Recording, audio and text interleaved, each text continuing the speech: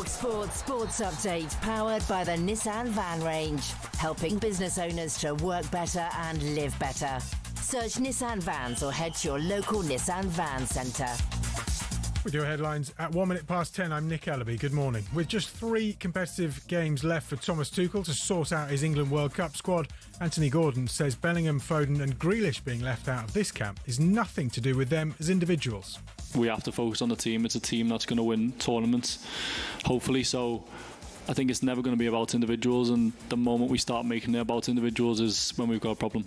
Gordon also says paranoia over places is pushing him to perform. And the returning John Stones has told talkSPORT everyone at this camp deserves to be there. The lads that will be at home will be frustrated and sad that they're not here because they want to be one. And I think that shows what strength and in depth that we've got in the England squad at the minute. Now, he played for Wales and England youth sides, but midfielder Jordan James says he doesn't get the same feeling playing for anyone but Wales. When you play for a country, you will know where you feel you belong, and this is where I feel I belong. I came up through the young ranks through Wales, and they put so much trust into me that I sort of had to repay it. England versus Wales at Wembley is live on talkSPORT this Thursday.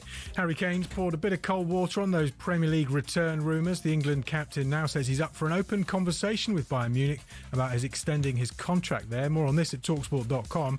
And following Lewis Moody's diagnosis, an expert on motor neurone disease says there's no concrete definitive link between rugby and MND. It's recently caused the death of Rob Burrow, Joost van der Westhuizen and Doddy Weir, but Dr Nick Cole, who's head of research at MND Association, says the studies showing a link are just too small. talkSPORT News. Gary Neville is facing fury from his own builders after ordering workers to tear down a union flag, and the Prime Minister says it's un-British to protest for the Palestinian people today, 2 years on from Hamas's attack on Israel. More from the news team at past. talkSPORT weather with QuickFit. With our wide range of services on offer, including tyres, MOTs, servicing and brakes, you can drive away happy every time. Rain across Scotland and Northern Ireland, moving south, reaching northern England by the afternoon. Mostly dry elsewhere, but cloudy.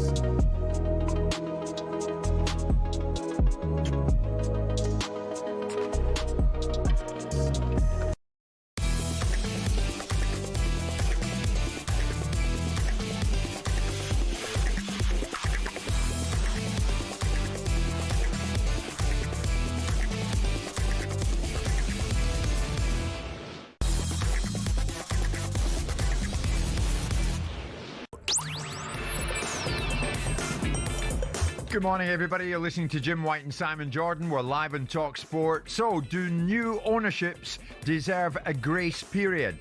Have the Rangers board already used theirs up? Meantime, UEFA reluctantly approve Serie A and La Liga games abroad. Yet, if the Premier League maintains it's not for them, what will the next evolution for English football be? Also today, is Ben Whitaker still the golden boy of British boxing?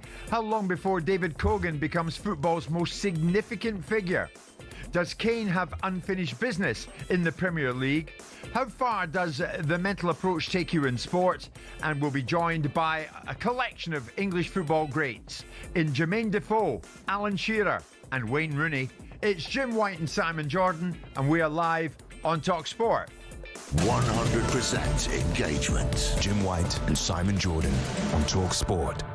So I was walking back round from the tube station last night about 10:15 after attending the Legends in Football dinner at Grosvenor House Hotel. You'll be aware of that place. Yep. Boy, is that plush. Lucky you. You must sleep right next to your phone, because I decided, for whatever reason, just to give you a call. It rang once. Hello. Good evening, Jim. I mean, were you right beside it? Were you snoozing right beside? Was it under your pillow? I was Googling something at the time.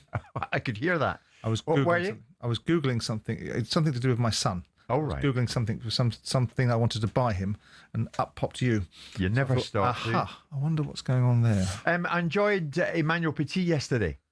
I think Emmanuel gave some very interesting insights. I thought he was very good on the subject matter about pride in your flag and things of that nature. Yeah. And I think he's very good. Emmanuel's quite bold and doesn't really have a filter or concern about who may not like what he's saying, which means to the listener, if you can wade your way through the language difference at times, is very insightful. Because he's very, very brave. He's not interested in being part of a tribe. He's not interested in being in the in-gang. He's not interested in keeping himself in currency. He's interested in saying what he thinks. Yeah. And that's manna for heaven. Yes. He was telling me that very few of the French World Cup winning teams speak to him anymore because he's quite out there with his views. Yeah, some of them don't appreciate that. Yeah, I mean that's that. I mean, I don't know what he said about them, so they may have some grounds for that. Yeah. But I think that he speaks, quite solidly and has a view and says it. Whether you agree with it or not is not the point, is it? It's whether he can stand it up. Most people don't agree with everyone's views, do they? That's true.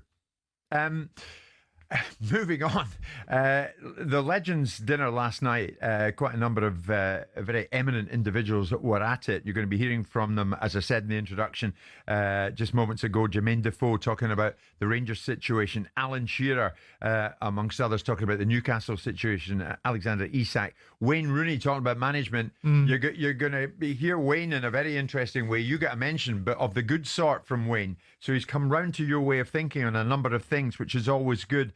The Russell Martin sacking by Rangers was on the minds of more than a few last night down here in London. The way it was done, and of course the fact that Russell was more or less driven out by some of the hardcore support, if they can call themselves supporters, who kind of ganged up on them after the game, the 1-1 result at Falkirk on Sunday. The 49ers came in May, took over the football club.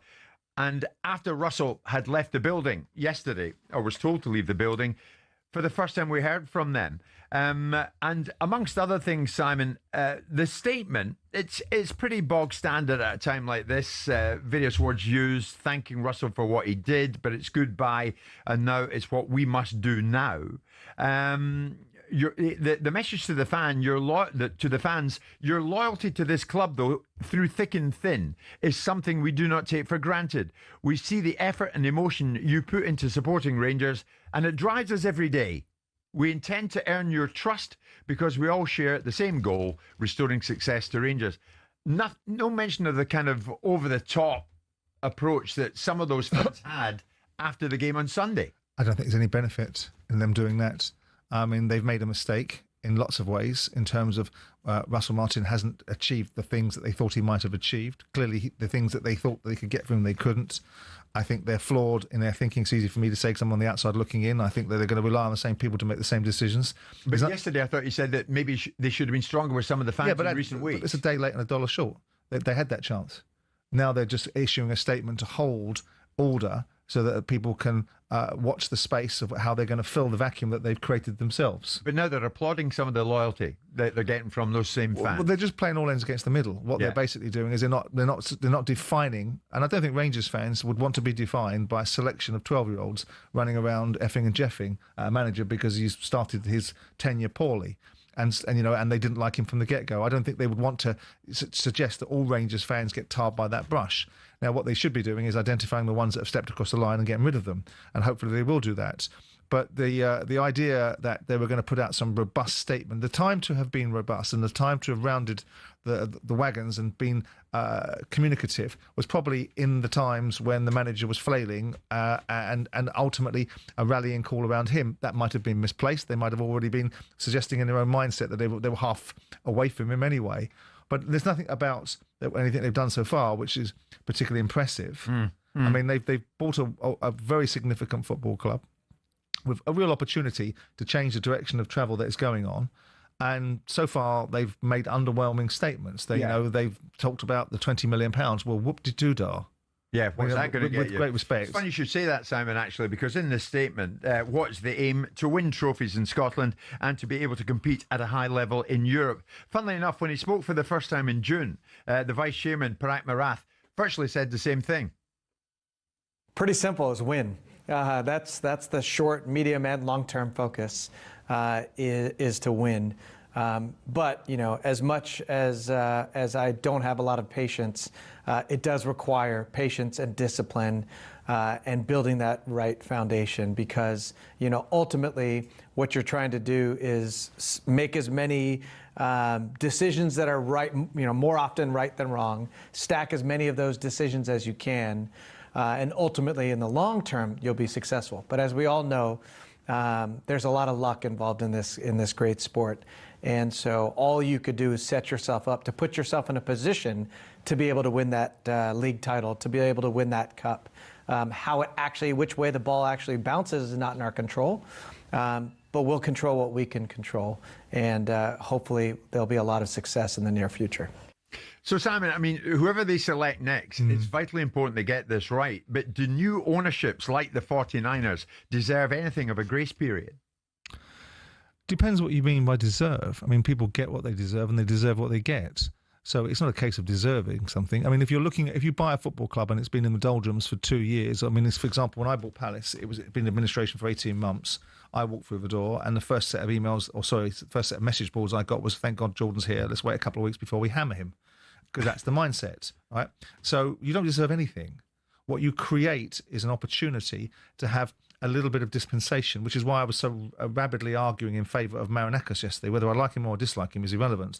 I think that Nottingham Forest fans, rather than booing the manager that he's chosen to put in, should respect the fact that this is the one man in most of the, or significant, not most of them, a large portion of this fan base's generation have seen achieve something with this football club, because for a quarter of a century they were out of the Premier League. Yeah. So it's a case of, do they deserve something? Well, what do they deserve? Well, because they decided to buy a football club and decided to buy it for their own motivations.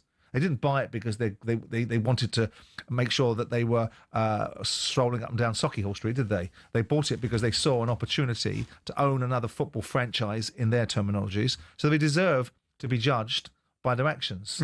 So that's what they deserve.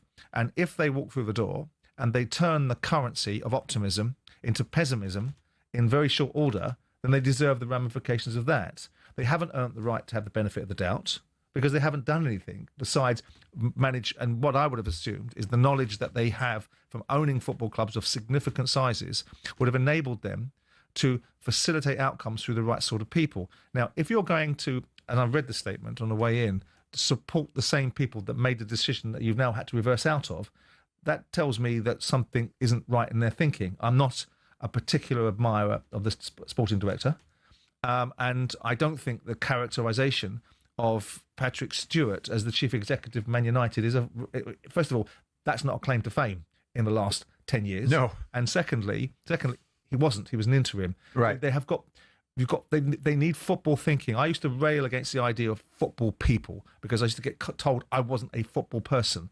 But acquired knowledge and understanding the industry and the savvy that you need to have to be able to make the right decisions is part and parcel of either delegation. If you're going to delegate authority to other people, you better damn sure know what they're going to do with it. Right.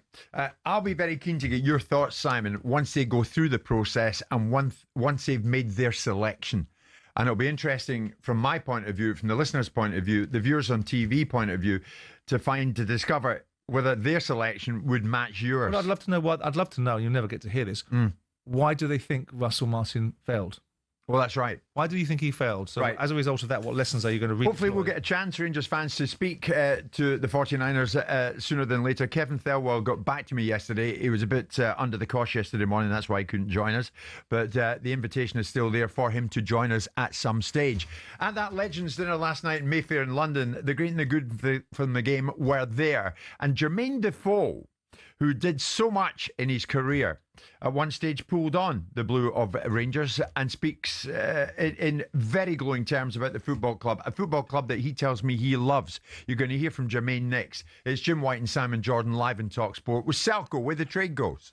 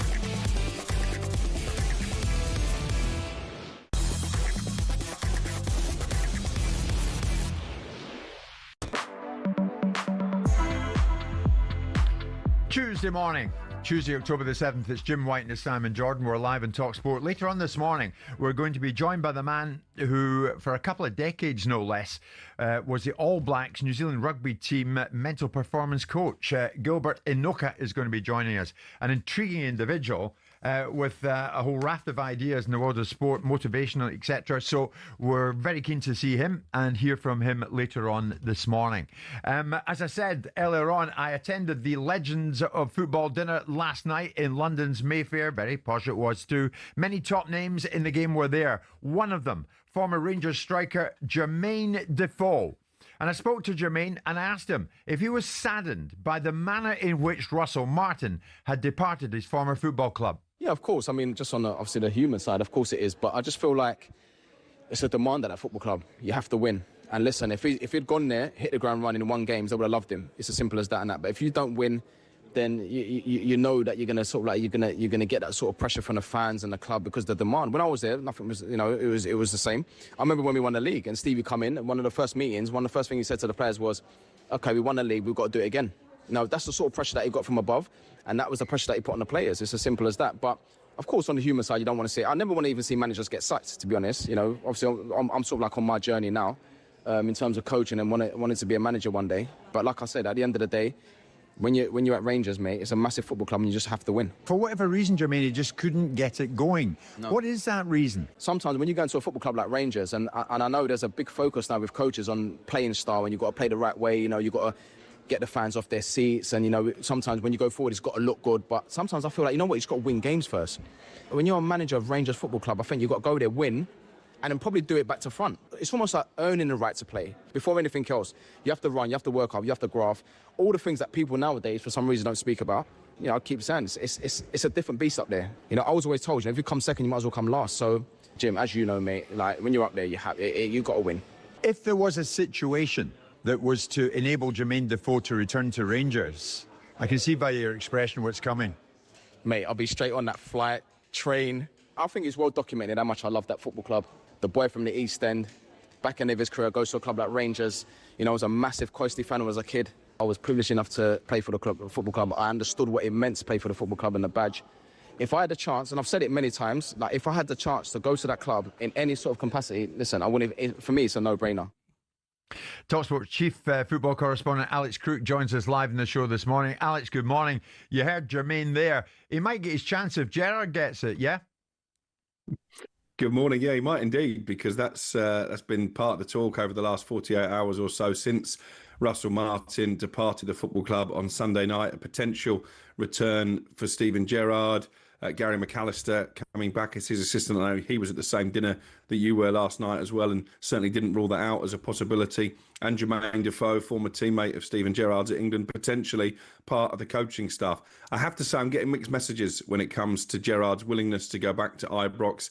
I know that they made a real play to try and get him in the summer, the 49ers group who now run Rangers, and he wasn't willing to take the job at that stage. Some of my sources are telling me his stance may have changed and actually might now be ready to return. Others are saying there are still one or two tax issues over in the Middle East that he would have to deal with first. The other name that has come to my attention this morning is that of Sean Dyche. In fact, I've been told that Kevin Thelwell, now the sporting director at Rangers, he's got an awful lot of flack from the supporters over the past few weeks and months, has met with Sean Dyche. There is a connection there because they work together at Everton, so that's a possibility. And then you've got Derek McInnes, who's doing so well at Hearts, taking them to the top of the table. What I'm told there is that McInnes would be open to the move, but I don't think he's going to actively tout himself. I think Rangers would have to offer him the job rather than him apply. And I thought the open letter Jim and Simon, the Rangers board, have released this morning was quite interesting. They've admitted they didn't get the appointment of Russell Martin right. They've taken responsibility,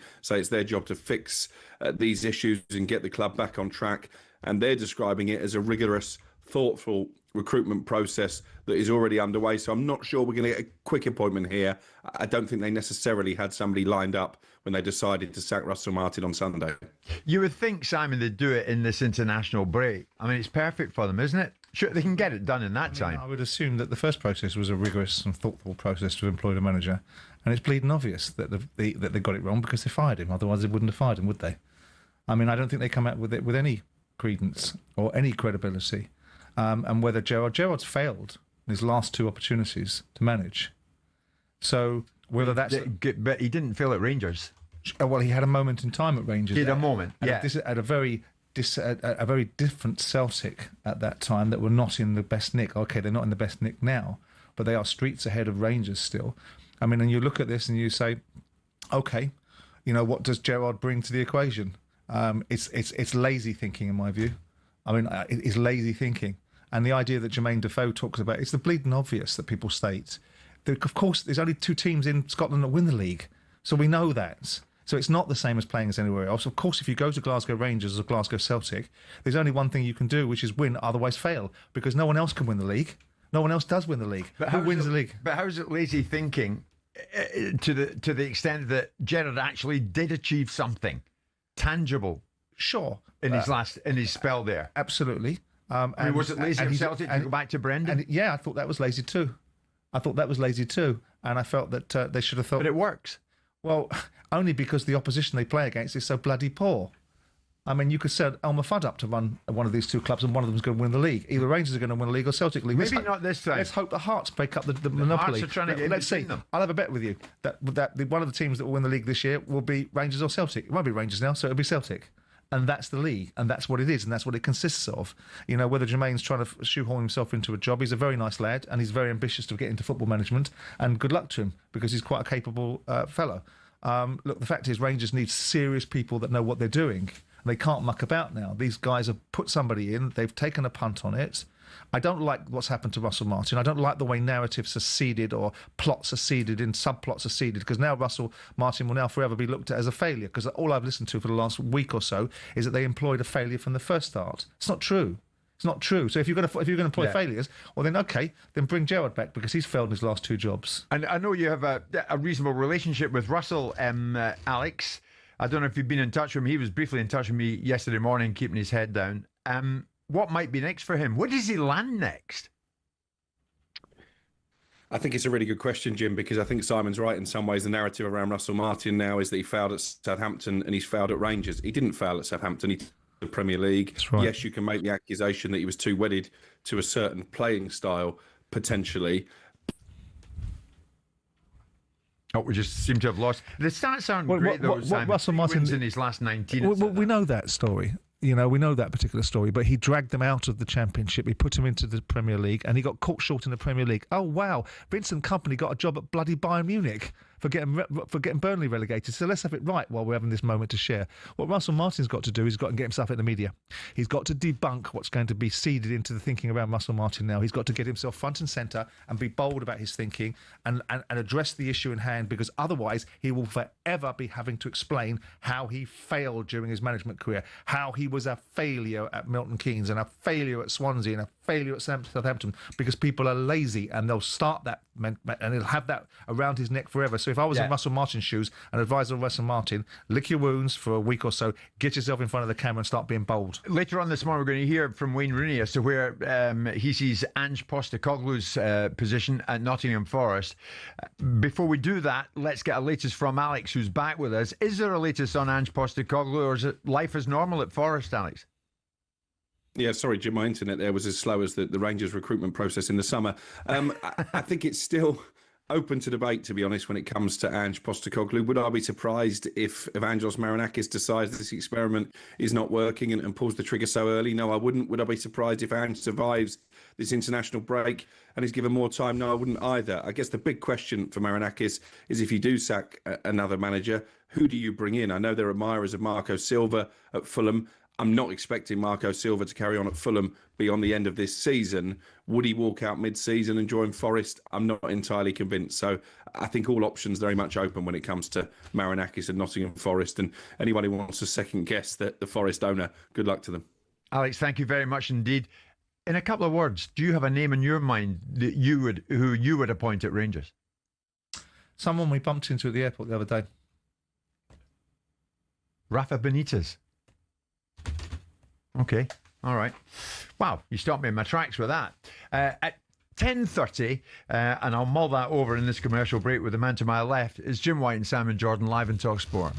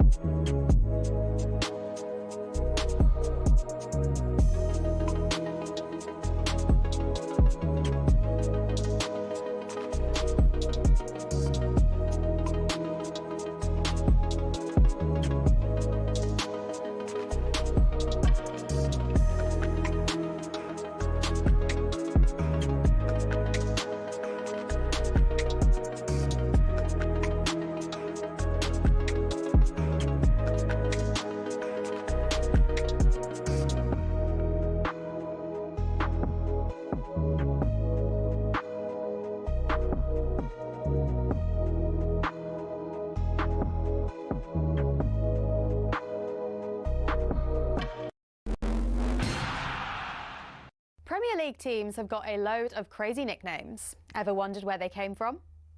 Some are pretty straightforward. Arsenal are the Gunners because they were founded by a group of munitions workers, and Bournemouth are the Cherries because their old stadium was built right next to a cherry orchard. Then there's Everton. They're dubbed the Toffees, but why? Well, because when the club was formed, just down the road there were 2 local toffee shops. Ipswich Town nicked their nickname off their opponents in the late 90s, Birmingham. The term Tractor Boys was chanted as a way to tease the team about their farming background, but they started using it themselves as a way to cheer on the team in victory instead. Take that, Birmingham. Let's head to Leicester, famous for more than just a red, well, orangey cheese and Jamie Vardy. Leicestershire's also the birthplace of fox hunting, hence the Foxes.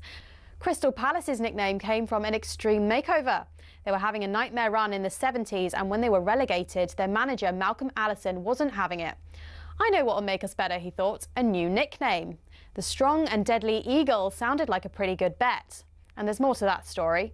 Brighton used Palace's nickname to inspire their own. Ooh, bird, they thought. Let's just pick a different one for us. And so, in a heated match between the two teams back in 1976, when Palace fans began chanting "Eagles, Eagles," Brighton fans had the perfect reply: "Seagulls, Seagulls."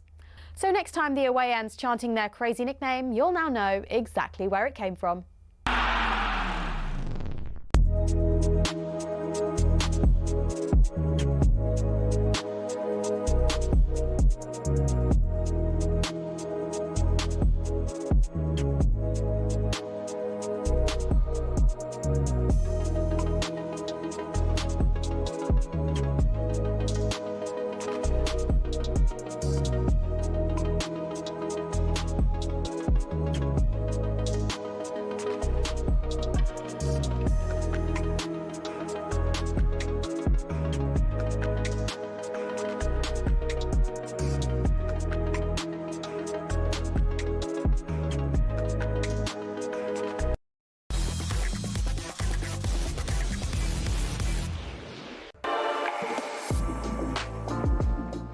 Good morning, everybody. It is Tuesday morning. A lot to get through. It's Jim White and it's Simon Jordan, and we are live on talkSPORT. When we're not on that, we're on The Greatest Showman, the documentary about Matchroom, which everybody seems to have seen or is seeing, and tells me how good Mr. Jordan was on it. Of course, Eddie Hearn all over it with his father, Barry. And the two have combined. They made their move. Ben Whitaker, the fairly spectacular boxer in the ring, has left Boxer, the company Boxer, with Ben Shalom, and has signed a new long-term promotional deal with Eddie Hearn's Matchroom Boxing. He'll fight in DAZN moving forward. This is how it was announced by Messrs Hearn and Whitaker. Eddie, the thing is, I don't think no one's looking out for Ben. Ben, just tell me, what can I do for you? Let me tell you, this is what you're going to do for me. It's very personal, and it's a very important thing. What? Show me the money. Hey! You hear that, Eddie? Yeah, I'll show you the money. Not show you, show me. Oh, show me the money. Show me the money! Show me the money. Say it with me, Eddie. Show me the money. Come on, Eddie, you can do better than that. Show me the money. Yo, I got Frank Warren on the other phone. Let me hear you say it. Show me the money. Yeah, louder. Show me the money. You gotta yell that, Eddie. Show me the money. I need to feel you, Eddie. Show me the money. You better yell. Show me the money. I love Ben Whitaker. I love Ben Whitaker. Do you love this black man? I love Ben Whitaker. I love black people. I love black people. Who's your Eddie? You're my mother. What are you gonna do, Eddie? Show me the money. Congratulations, you're now my promoter. Now, of course, that was a reenactment of a famous scene from Jerry Maguire, the movie. Where did that rate with you? Oh, it's not original thinking, but it's good. It's show business, isn't it? Yeah. It's what they do. You know, Ben Whitaker is, obviously a commodity that's much sought after. I think we've learned a little bit more about Ben recently, that, ultimately the performance against Liam Cameron that got him into a difficult situation might have showed you a window into some of his thinking, but he recovered from that. He's learnt a lesson, probably to kick up the backside that he probably needed, so he stopped swanning around on catwalks and started getting on with the idea of being a professional boxer. and all that goes with it. But I hope the showboating goes. I don't. Oh, I do. Why? I mean, we want characters. We want fighters. Yeah, but he's a fighter. Well, the question about him is how far can he go? He's entertainment. He's got more people. The reason why Ben Whitaker is a commodity that people really are attracted to is two things. He threw his silver medal in the bin because he didn't go there to win a silver medal. He went there to win a gold, which I admired. And because he's got some real talent and he can showcase it in a way that engages people and divides people in equal measure. You know, Prince Nazim Hamid was the same, but the talent was inevitably there and it kept on showing itself. The questions about Ben Whitaker in this day and age, because we do live in a society that ultimately gives no one in dispensation. So we are criticising him for some reason rather than praising the fact that he's something different. He's something engaging. You know, he's something entertaining. And the fighters themselves have not been offended by showboating. So people sitting outside the ring being offended by it, I've never understood. It's entertainment. I remember what happened to Nassim when he ran into Barrera.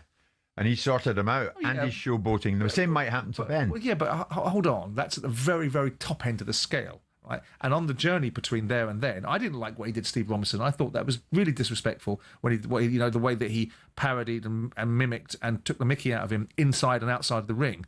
But he had a marvellous talent, and part of it was showmanship. Right. And it goes back to Gorgeous George and Muhammad Ali and all of these kind of people that if you can... I mean, Ali was the ultimate showroom. You know, he used to sit in the middle of the ring and polish Ernie Shaver's head, didn't he? Or whatever he did in a fight when he was... So is Ben Whitaker a major coup for Matchroom? Well, they wanted him. You know, unfortunately for Ben Shalom, he's not the strongest promoter right now. He's going through a phase of trying to build up his strength. They've all been there. Eddie took over a business that's been established for a very long time and has kept on moving it forward, so should be given praise there. Frank has been around since the dawn of time. And so he's had his challenges with Lawless and Duff and Jarvis Astaire back in the 70s to fight his corner.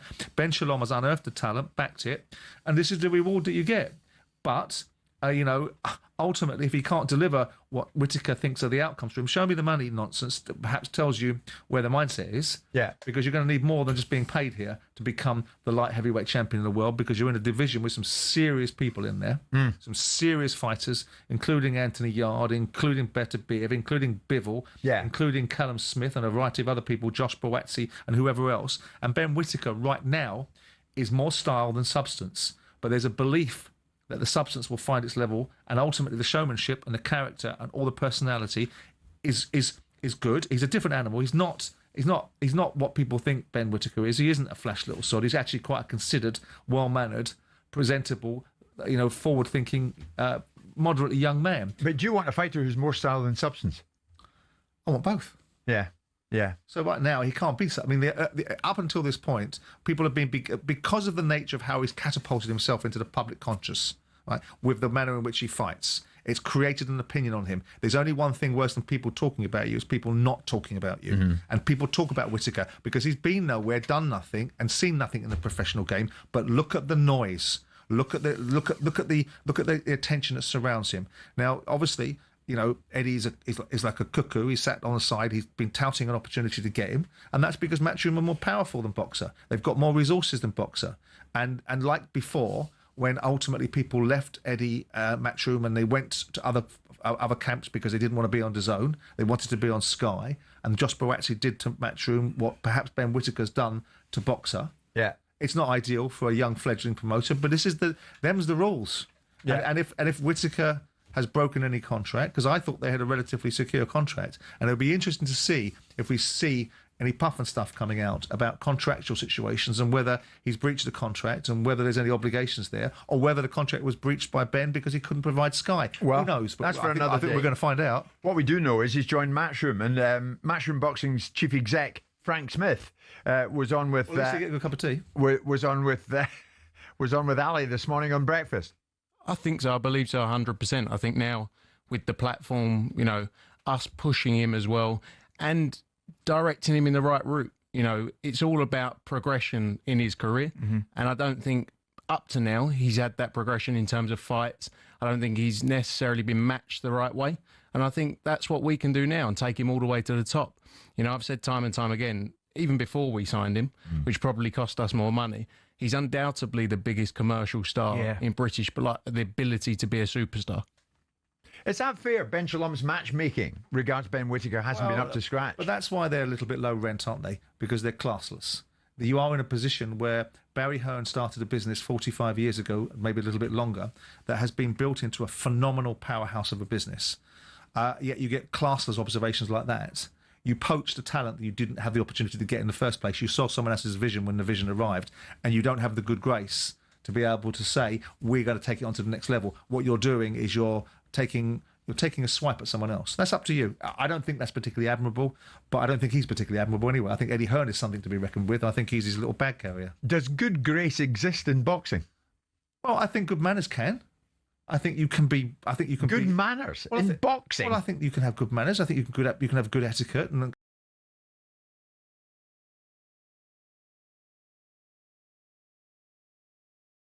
Doing it. You're asking me a question. Don't, if you want them to answer the question, ask them. The fact of the matter is, you look at it and say, you won. If you won something, you can afford to be magnanimous. The fact that you don't want to be magnanimous tells me that you're a silly little twerp, really, and engineered into a position because other people have put you there. I think you can do it in style. I think you can turn around and say, look, we're the real deal. We'll take him on to the next level. And there's nothing wrong with that, because Matchroom are a brilliant operation. But to be so degrading of someone else because you've won tells me you never are. Well, not when I've won something. If I've won something and I've beaten someone in a fair competition, whether that's fair or not, I don't need to stand on someone's throat. I don't need to do that. Yeah. I'll put people in their place and I'll have a view on something and I'll take it back. And if I'm wrong, I'll be corrected. I've got no problem with that. But no issue with it at all. But what we're seeing here, this is a coup for Matchroom. There's no doubt about that. Ben Whitaker is a big name. And they're giving Ben Shalom and Boxer a slap in the jaw on the way by. They gave them a slap on the jaw by taking the fighter. Yeah.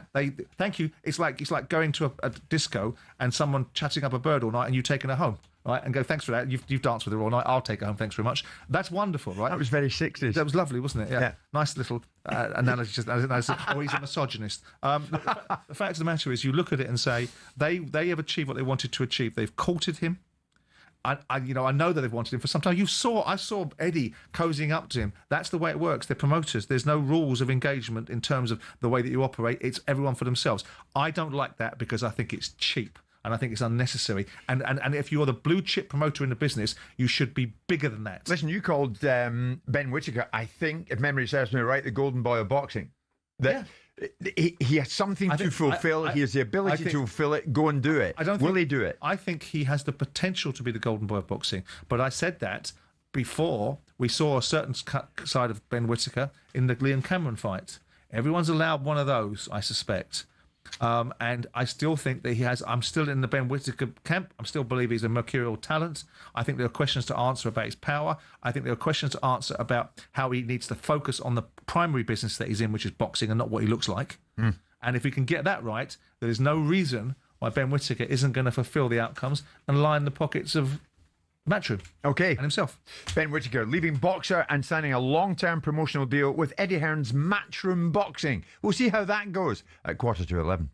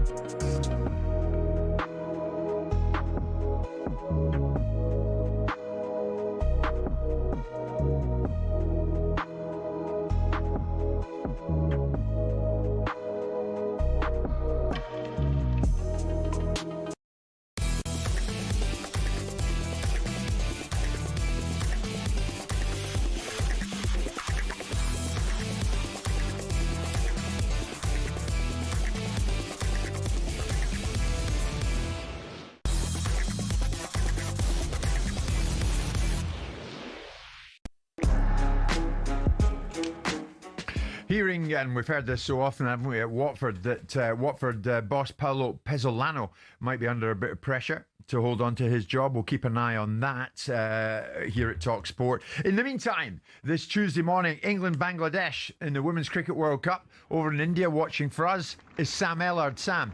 England looking to go 2 from 2, Jim, here at the Women's World Cup. They were so good, so impressive in the first game, bowling South Africa out for 69 and winning by 10 wickets. This morning against Bangladesh, England winning the toss, bowling first into the 5th over. Bangladesh 24 without loss. England should have had a wicket in the very first over. Lauren Bell, so often so good with the new ball for England, finding the outside edge of Supta's bat. The ball went to Heather Knight of first slip. It was a tough catch, down low, dropped. So Supta has the lifeline, moving on to 18 not out. And Bangladesh in the early stages off to a decent start. It's Lauren Bell and the spinner Lindsay Smith, who was so impressive in that first game, taking the new ball for England, who were searching for the breakthrough. Into the 5th over, Bangladesh off to a decent start at 24 without loss. Sam, thank you very much indeed. Sam Ellard keeping an eye on that for us. We're keeping an eye on this morning. On the one hand, Simon, UEFA has approved Serie A and La Liga, the games, to be staged abroad. Now, we know this, the conversation has been ongoing about this, but it's happening. But at the same time, UEFA has reiterated its clear opposition to this happening. Italy wants to stage February's fixture between Milan and Como in Perth, Australia, while Spain and La Liga wants to stage the scheduled December meeting between Villarreal and Barcelona in Miami, Florida. So they're going to happen, and UEFA have approved them, but they've reiterated their clear opposition to the move. On top of that, Alexander Sefrin, the UEFA president, is saying league matches should be played on home soil. Anything else would disenfranchise loyal match-going fans and potentially introduce distortive elements in competitions. So they don't want it, but they can't do anything about it happening. That's useful, isn't it? What a situation. They object, but they strenuously object. Well, that was already established because the governance was that FIFA were the ones that determined, and FIFA were the ones that were ultimately the ones that were taken through the courts in America by Relevant Sports, and their ruling overturned, and then FIFA were stripped away from being a defendant, and it was against US soccer that Relevant Sports were taking their action. We had a fan group come on the other day. I said to you, they'll be playing these games in America, and where they want to, and that's what they want to do, and that's what they'll do, and that's what they're going to do. I don't fundamentally agree with it. I understand why the other leagues want to do it. You know, our little mate Tebez, who seems to spend his entire time telling us what we've got wrong over here and how our leagues are destroying European football, is allowing his teams to run off and play games in other parts of the world and unwinding certain parts of what I consider to be the fundamental integrity of the sport. It's an inevitability. The Premier League may well follow suit at some time. I don't think immediately, and for some time either. And it may not well be a Premier League game that goes there. It might be a cup competition game that goes there. Well, at the moment, we know that no plans as far as the Premier League is concerned to have Premier League matches staged anywhere abroad at the moment. And this is what Richard Masters said about that at the Premier League launch pre-season. We don't have any plans to look at games abroad. We haven't talked about it around our shareholders' table. La Liga have been very open about their desire to play matches abroad. The federation, local federation, have approved it. They still have to get Confederation and FIFA's approval to do it, so there's some way to go before that ever becomes reality. But it hasn't changed our perspective on it at all. And I think if you mentioned the 39th game, I remember it, the controversy it created, but really the objective behind it was to grow the Premier League abroad and around the world, and I think we've done that without needing to play matches abroad. The Premier League is now genuinely global. It has billions of followers around the world. We're really proud of that, and so things have changed. So if it's not Premier League games abroad, what is the next evolution? If the Premier League clubs want to play games abroad, they'll be playing games abroad. If they want to, if the owners of the Premier League football clubs, Richard Masters is a low-level sales and marketing guy that's got a job that's very difficult to do, that was handed to him by Scudamore, who got out at the right time. Scudamore was very good at what he did. Richard Masters is not. He's also presided over a very difficult period. But if you look at the situation surrounding most of the challenges in the Premier League, you look at Manchester City deciding that they no longer like the Premier League rules around associated party transactions or the next turn of the wheel on them, and they wanted to put this Premier League in its position and in its place, which is precisely what they did. And they will do the same if they want to play games in America, or they will feel there's a benefit in playing games and moving the Premier League around like the Harlem Globetrotters that the other leagues are becoming. They'd need 14 votes in favour, wouldn't they? They will need, whether they change the constitution. Who knows? They might change the constitution in the Premier League, so they might need 11 votes. Who knows what they might do in the future? But what I can tell you is that Richard Masters isn't capable of leading the Premier League forward. And what he says and what happens in the Premier League may well be two different things. The fact of the matter is... Why does he not impress you? Because he's unimpressive. I don't think he's a great thinker. I don't think he looks at... when you're looking at what the Premier League has become and what it's required to become, some of the challenges are very difficult. They're not easy. Yeah, and what's been the toughest period? And you need very, very good people. You need very clear thinkers that think about things not just in isolation, but in the rounds to be able to structure something. The difficulty is that the Premier League came out of something that already existed. So the rules that were brought along into the Premier League were already existing rules. And now what you've got is a whole raft of different ownerships. The football's changed its whole direction. It's become a very different animal than when the Premier League was created. But notwithstanding that means you need serious thinkers that can look forward into the challenges that are coming and steer the ship in the right direction. Now, the challenge that the Premier League has is, does it sit on its hands and allow those that can't do what the Premier League has done to gain some traction and monetize themselves better? Probably not. But the next turn of the wheel for the Premier League is inevitably some form of owning its own broadcasting. It's already looking at that by the removal of the IMG contract for the overseas broadcasting. So it's already looking at bringing stuff in-house. The next turn of the wheel inevitably has to be that the Premier League becomes its own broadcaster. I would advocate for when Comcast decides that Sky is no longer useful to them and cannot continue to bid for football rights the way they have done in the past because its subscriber numbers are going through the floor, that maybe there's a deal to be done by the Premier League buying Sky or what's left of it. The fact of the matter is it's its own broadcaster. That's the next turn of the wheel, rather than necessarily hawking its mutton around the world in the same way that La Liga and Serie A, the poor relations of European football now, and compared to our economic success are being forced to do. See, I mean, in some ways, Simon, to round this off, UEFA have opened the floodgates for games being played abroad, haven't they? Because Serie A and La Liga, the two games in question here, February, Milan Como in Perth, Australia, and then in Miami, Florida, Villarreal against Barcelona in December. It's going to happen because UEFA, the very fact they're saying the UEFA Executive Committee has reluctantly taken the decision to approve on an exceptional basis the two requests referred to it. Take the exceptional out. This is going to happen on a semi-regular basis. They can't stop it. And it's been proven to be the case. What did they do when the European Super League came into play? They decided they were going to ban clubs, boot them out of leagues, ban players from playing international football. What happened? This group came along and challenged their legal entitlement to monopolise what happens in European football. And now, this Group A1 or whatever they are, whether you like their competition, whether they're going to be ultimately viable in the competition they're putting forward, they now have the right to say to UEFA, you don't just have the right to put on competitions, we do too. So UEFA got smacked, royally smacked on that basis, because they can't do what they wanted to do. They can't do the restrictive, because otherwise they'd be saying to these teams, we disagree vehemently, and by the way, if you proceed with this action, we're going to exclude you from the Champions League. We're going to not hearing any of that nonsense, are you? Because they've learnt their lesson, because they know that they can't do it, because the framework of ownership and also the framework of the rules are being challenged left, right and centre. Like contractual law around football players' contracts are being challenged now, because you've got serious people that are owning football clubs now that go, I don't think so.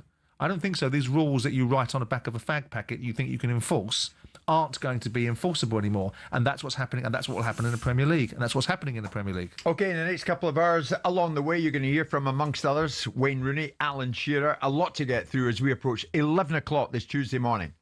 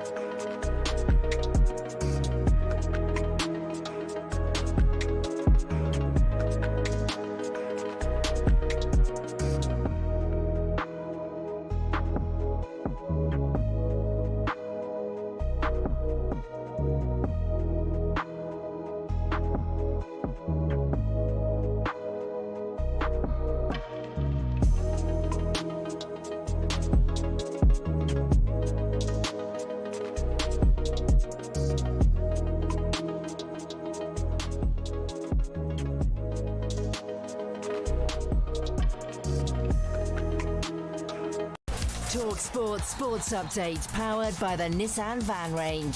Commercial vehicles built around your business. Search Nissan Vans or head to your local Nissan Van Centre.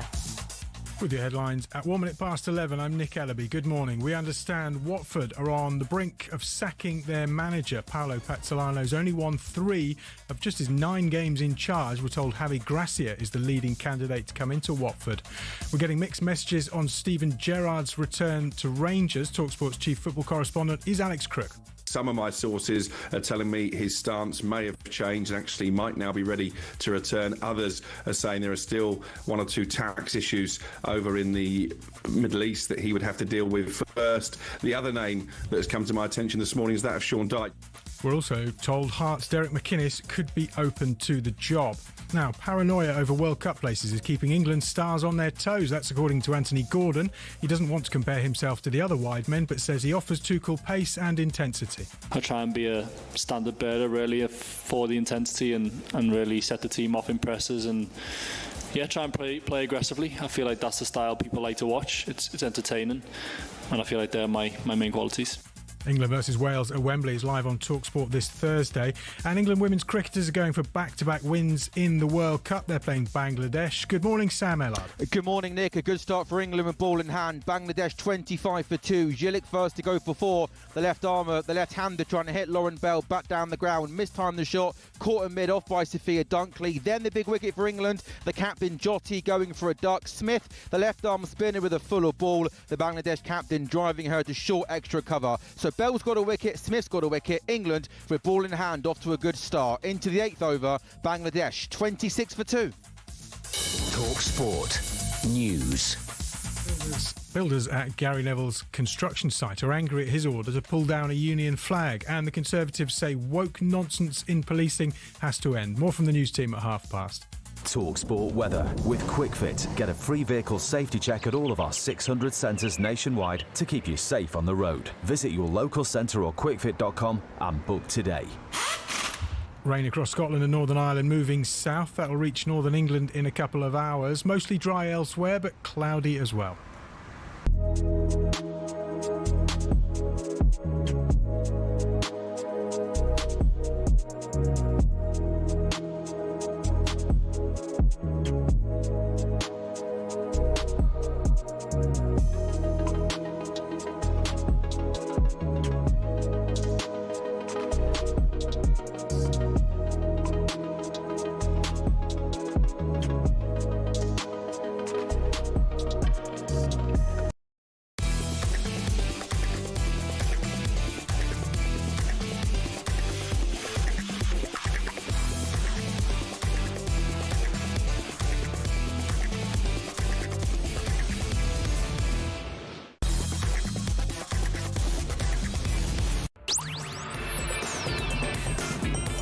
Good morning, everybody. 4 minutes past 11 o'clock this Tuesday morning, Tuesday, October the 7th. It's Jim White and it's Simon Jordan, and we are live on talkSPORT. And of course, many of you now telling me you very happily watch us on your TVs, and you can find us there in a variety of different ways. Samsung, LG, Fire TV, Google TV, even Prime Video, wherever you want to watch us, we are there and waiting for you to join us. We have a lot to get through in the next 2 hours, and we're going to stay on boxing because we spoke briefly about Ben Whitaker. We are moving on because we have been joined here in studio by boxing promoter Calla Sauerland and Harlem Eubank, cousin of Chris Eubank Jr., British welterweight fighter, of course, and we have an announcement to make, and I may as well just press on and get the reaction of the boys. We can announce live on the show this morning that Harlem Eubank is returning to the ring to take on former IBF international champion Josh Wagner, who boasts 19 wins and just 1 defeat, and that fight will take place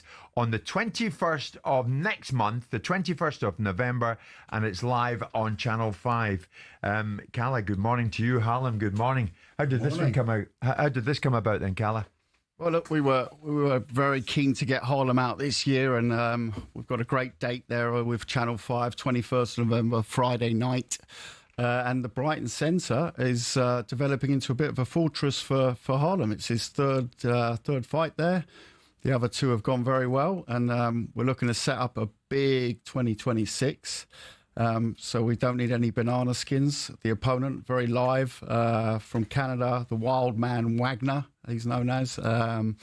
So yeah, but it potentially sets up an absolutely massive 2026, and it's a stacked card. We've got Matty Harris on there. We've got Ignatius in a heavyweight banger. We've got Niall Brown, Britain's best kept secret in the up-and-comers, fighting for a European Championship as well. So big night of boxing. Good. Big pressure on you, Harlem. You've got to do it and then go into 2026 in a strong position. That's right. And these are the type of nights, this is why I got into boxing. I love these big nights that, to set up world title opportunity in 2026. It's just around the corner now. So I'm focused on Josh Wagner. He's a very credible opponent. His only loss to David Popot, who was unlucky to get the decision against Liam Parrow. So a solid contender, and one that I'm taking very seriously to set up a big year next year. You Eubanks get everywhere, don't you? Headline makers. Here's the thing, though, Harlem. You lost to Jack Catterall, and it was a technical decision, wasn't it? It ended prematurely because of a clash of heads at the Manchester Arena. How do you look back in that? Because that was a bit of a blip for you. That was a bump in the road, wasn't it? Yeah, I think it was a great learning experience, and one that I'm gonna take forward. Use that experience to become a better fighter. And I was in the gym very soon after, and I haven't been away, I haven't took holidays. I've just been focused on becoming better, and that will show out going forward. You know the man to your left, Harlem well. Yeah, well. You've had him in your top boxing show. Indeed. What about this one coming up? Because it's a very important fight for him. As I said, if 2026 is to go to plan. All fights will be important for him, won't they? But ultimately, he's got to come back from the disappointment of the Catterall defeat. I think there were lessons in that fight that he will have needed to have learnt. We'll see if he learns against Josh Wagner. Josh Wagner is a decent opponent.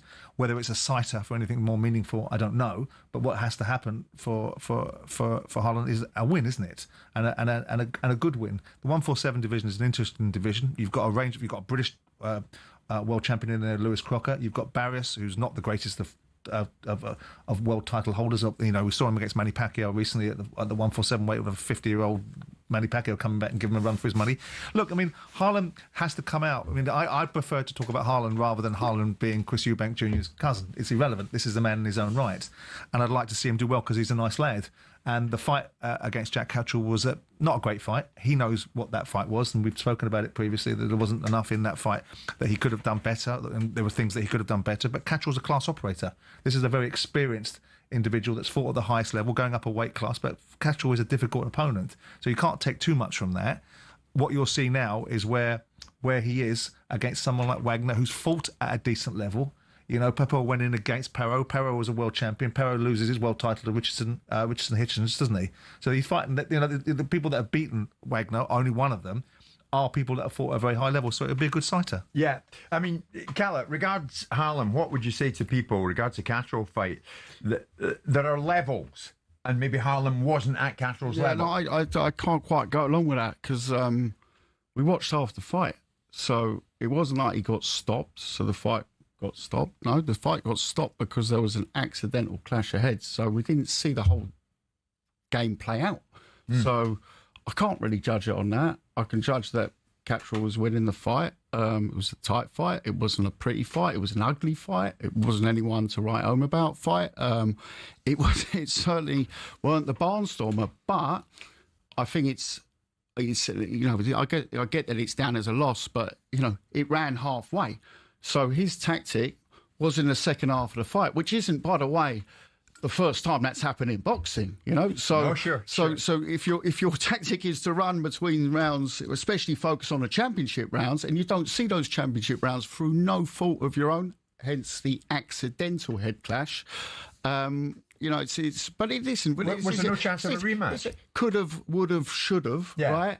He's got to get past Wagner. Right. That sets up I know potential. it's Wagner, but was there no chance of a rematch?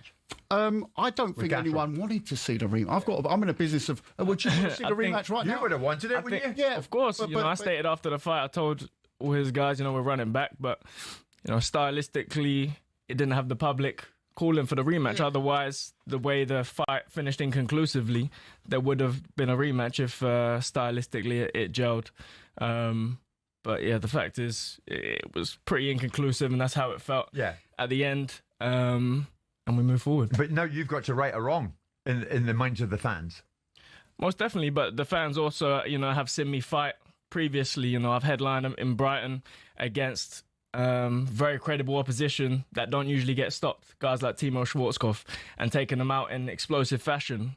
So I feel like the fans, also know what to expect when I go in the ring. And there's narratives that can try and downplay that, but I feel like my style is and always has been exciting. Harlem, don't think for a moment that I've got it in for you, because I don't. But Simon, the fella to your left wants to be a world champion, don't you, Harlem? Of course you do. That's why you're in the game. Yeah.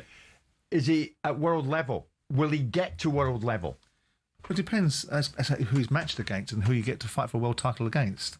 It's easy to turn around and say yes or no. I mean, many people 30 years ago when I went to watch Lloyd Honeyghan fight Donald Curry would never have given Donald Curry any chance of winning a world title. Lloyd Honeyghan a chance of winning a world title. You could look at Andy Lee and say people would have said that Andy Lee wouldn't have won a world title, and so on and so on we go. Yeah, it's about where he's matched. I didn't see enough in the fight. I know that the story will be that they were going to have the second half of the fight against Jack Catterall. There's no evidence of that, because that's an easy story to spin, because it didn't happen. And the one thing about Jack Catterall is that Jack Catterall can go 12 rounds with the best fighters in the world and has proven to do so. Whether it be Josh Taylor, whether it be Jorge Linares, whether it be Regis Prograis, we know that Jack Catterall can go 12 rounds. So to spin the yarn that possibly you were going to pick up the second half of the fight is irrelevant. What we saw in the first 6 rounds of the fight was that Harlem didn't do enough in that fight to make the difficulty of what Jack Catterall is be negated. Now, that's a different discussion. It doesn't mean that he won't learn from that. It doesn't mean that he hasn't got the gap, the ability to bridge the gap between where he is now and where he needs to be to win a world title. But stepping stones like Josh Wagner need to be dispatched. And needed to be dispatched fulsomely. And it's those moments also where you have to get through the banana skins and not look at. I think Simon called it with his list. I think Lewis Crocker is sitting there. He's got a great crowd that he brings. There's always a benefit being a world champion and having a great crowd. But at the same time, the mega fight to make, the storylines of obviously the past, which Simon's already grinning, I can see. But I've got to bring up, the Eubank Irish history. Come down to 147. I'm still on Crocker. I'm still, no, don't worry. No, I'm going to leave it. I'll leave it at Crocker. We'll leave Mr. Ben to a minute. But for me, that Crocker fight is all right. And it's, when I say it's all right, I mean it's all right for their side, it's all right from our side, because it makes sense business-wise as well, and it brings a world title. But we can talk about the other fight as well. One thing I want to get into actually with you, and let's do this after the break, because Jack Catterall sent Conor Benn, who was defeated by Harlem's cousin Chris Eubank Jr. in that April grudge match, to inspect Eubank's hand wrapping. So much mind games in this sport of boxing. We'll get into that next. Calla and Harlem will stay with us after this break.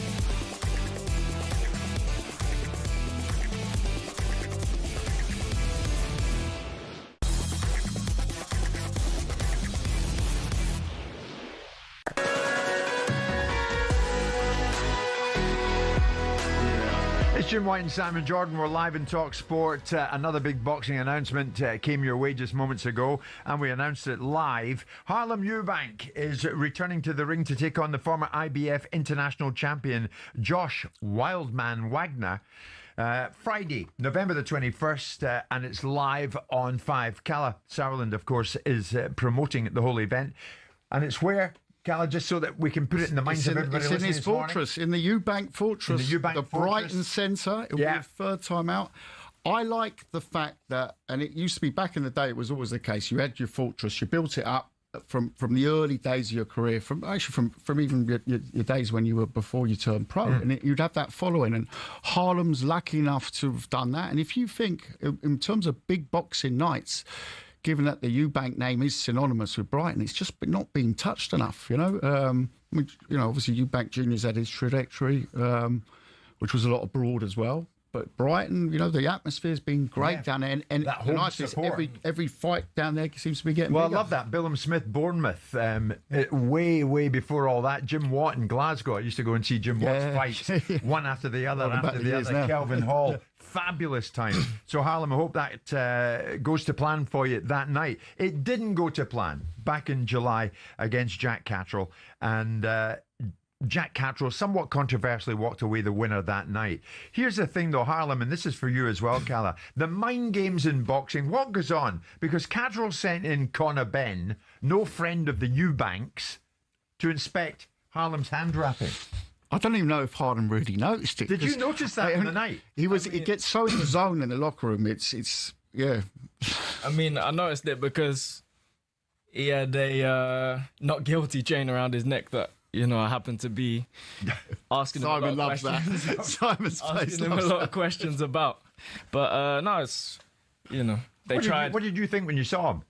I just laughed and smiled at him, but he's tried for a long time to disassociate from me. Because he doesn't want to fight me. So do you want to fight him? I think it's always been the natural fight, but now he's been at 154 pounds for the last 3 years. I don't think he'll make it back down to 147, but you know, I'm always happy to go up to 154 with no rehydration clause. But is that fight gone, do you think, Calla? Harlem fighting Conor Benn? No, listen, you know, I know Conor pretty well over my last couple of years, and obviously we've had lots of discussions around different things with his promoter, with Eddie and Frank. But I would say one thing: he's definitely the sort of fighter. He reminds me a little bit of Eubank Jr. in that sense. He's not really too interested in becoming a unified world champion. He'll be looking for the big nights, the big paydays, and you know, whatever comes out of the spectacle in November. He'll be looking down the road. He's a young man still. He's going to be looking for some big nights, and Harlem certainly will be one of those.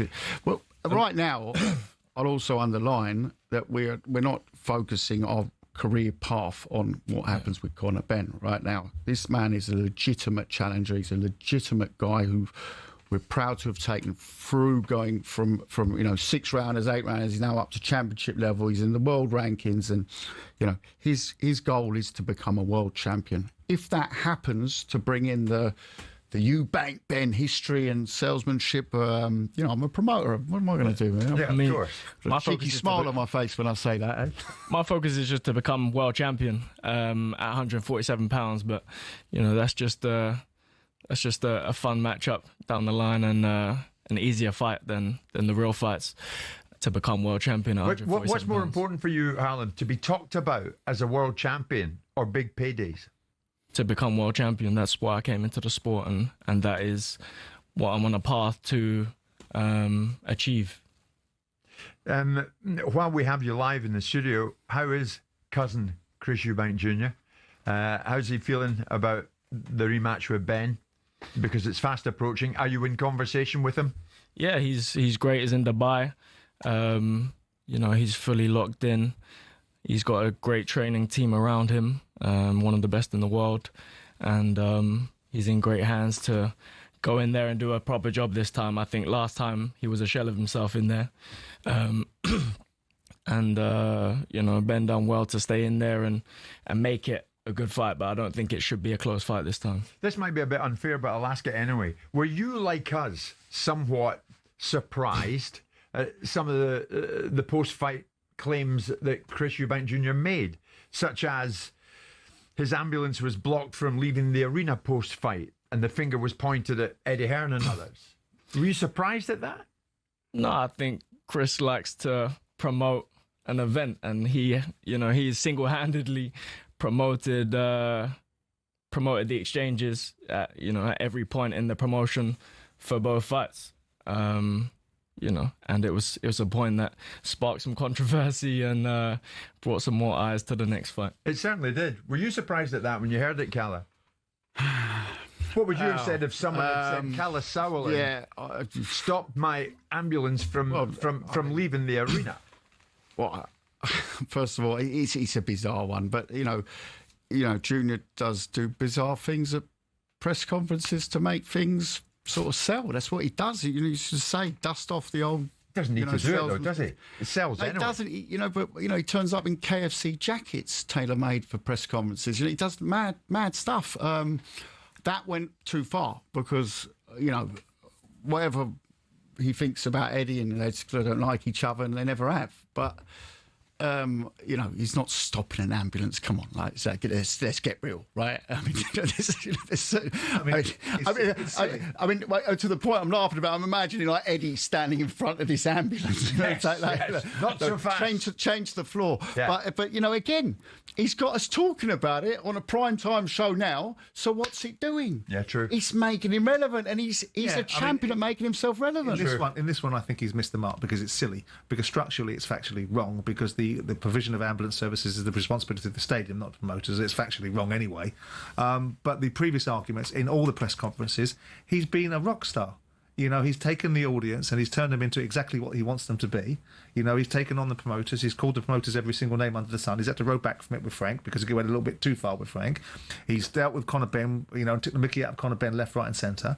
And he commanded and demanded such attention in those press conferences, and he was so good at it. Now, the shtick is a bit boring. I don't want to hear the argument between him and Eddie Hearn anymore. It's a bit boring. We know Eddie doesn't want Eddie to speak, so fine. Fantastic. Eddie's a promoter, so he's going to have to speak at times. But he is a brilliant showman. And I've warned over the years, I still question, and Conor validates that it's more about the money than the titles, but we have to listen to about the titles. We have to listen to that he wants to make a world title. That's why I get irritated with him. But as a showman, I think he's the best in the business. So you've warmed to him? Well, as a showman, I think he's first class. I think the ambulance stuff is crap. Harlem, but the other stuff I think has been great. Does your cousin like Simon?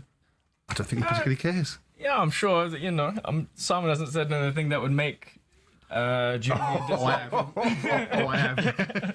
And no, he doesn't. That was the reason I asked it, Harlem. I would add to that. I think Simon hits the nail on the head there.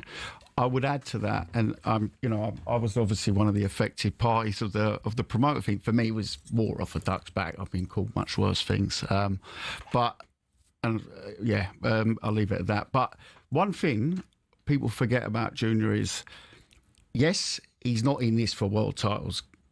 I think we all can see through that now. But one thing that he's always done, and I'll go back to 8-9 years ago when I signed him up for the World Boxing Super Series, he's never sidestepped a challenge. And actually, at points, he's calling people out like Canelo years ago now. But he was deadly serious on it. And yes, of course it's for money, but there are limits of what people want to do for money. And a lot of fighters say, fight that guy. But it's interesting what Bomac says, because Bomac is in there for the long game, and he believes that the next fight is going to be a world title. Yeah. Once they dealt with Conor Benn, that he's going to fight for a world title. And Bomac is a grade A, top of the tree, world level trainer, and whilst he's going to get paid well for this, I think he's in the business of winning world titles as well. So how are they going to split him for the Crawford fight? So Callum, before you leave the studio with Harlem today, one final one from me. Ben Shalom has gone BBC. That leaves a pathway for you, does it, into Sky Sports? Are you going to be joining up with them? Look, I mean, I think it's a great seat, the Sky Sports seat, but I don't know whether Sky have decided yet what route they're taking and stuff like that. So it's a bit early doors still. But at the same time, it's obviously a very exciting position. Yeah. But I don't know what Sky want to do in the future. It's an amazing platform. It's whether it's in football and boxing or in any sport. But yeah, I don't know. Good luck to Ben on the Beeb. It's a big responsibility to be carrying boxing on free-to-air television. We've done it, you know, in the UK for a few years. I did this 27 years ago in Germany. Yeah. You know, so I've had my, you know, it's a difference. You have difficult and different responsibilities. We had a lot of social elements to it in Germany. We had to set up charities for kids to get them off the street and into the rings.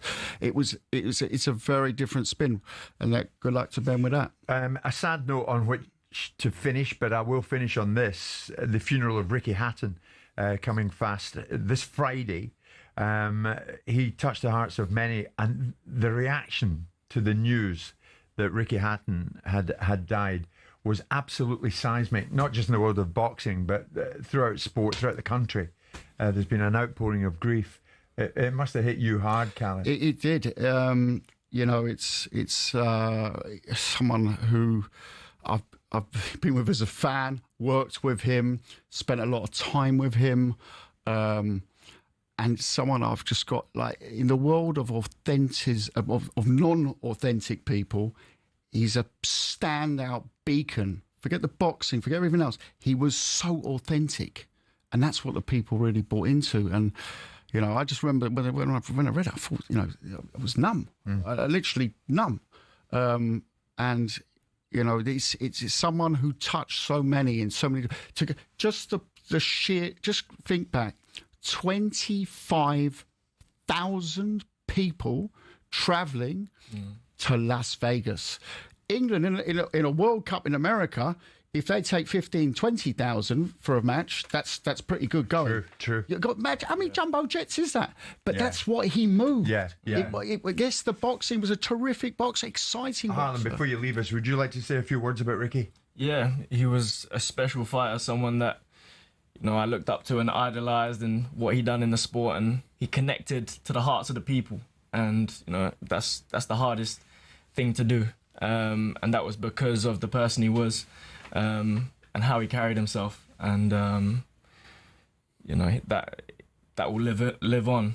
That will live on forever. You know, and I just want to send my love and prayers to his family, and send them strength at this time, because they're you know, they're who will live on with forever.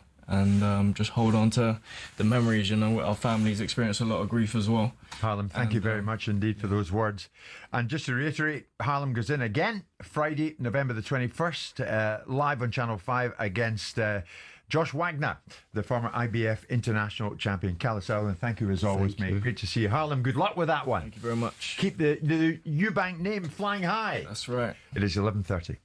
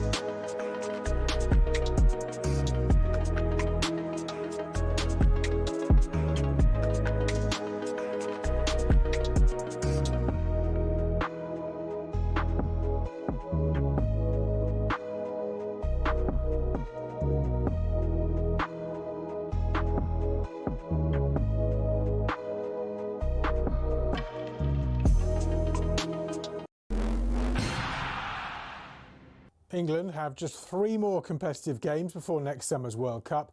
Should Tuchel's men make it, Anthony Gordon knows there's serious competition for places. At this level, you see the squads changing all the time. Players come in, players leave. I think you've almost got to be a bit paranoid that you're not going to get in because it pushes you even further. Gordon also says Bellingham, Foden and Grealish not being picked is nothing to do with them individually. It's about the team as a whole. Meanwhile, former England youth player Jordan James has told us why he chose to commit his senior career to Wales. When I play for Wales, I don't get that feeling anywhere else. It's hard to explain.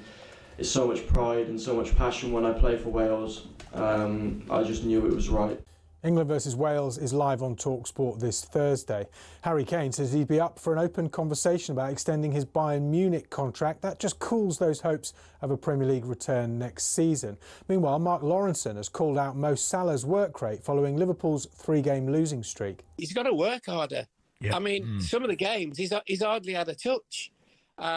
He doesn't change wings at all if you watch him play, so I'm sure they'll be doing something about it, but at the moment it feels like he's a passenger. And England can make it back-to-back wins at the Women's Cricket World Cup today. Vice-captain Charlie Dean says they're not underestimating Bangladesh. More on all this at talksport.com.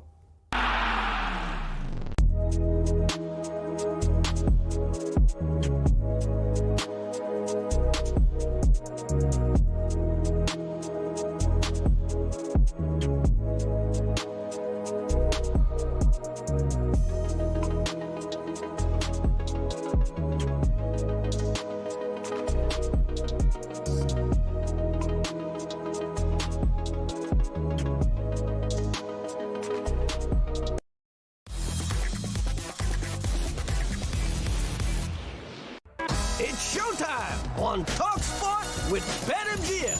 Get ready for the golden era of sports betting. Visit betmgm.co.uk or download the app. 18+ gambleaware.org.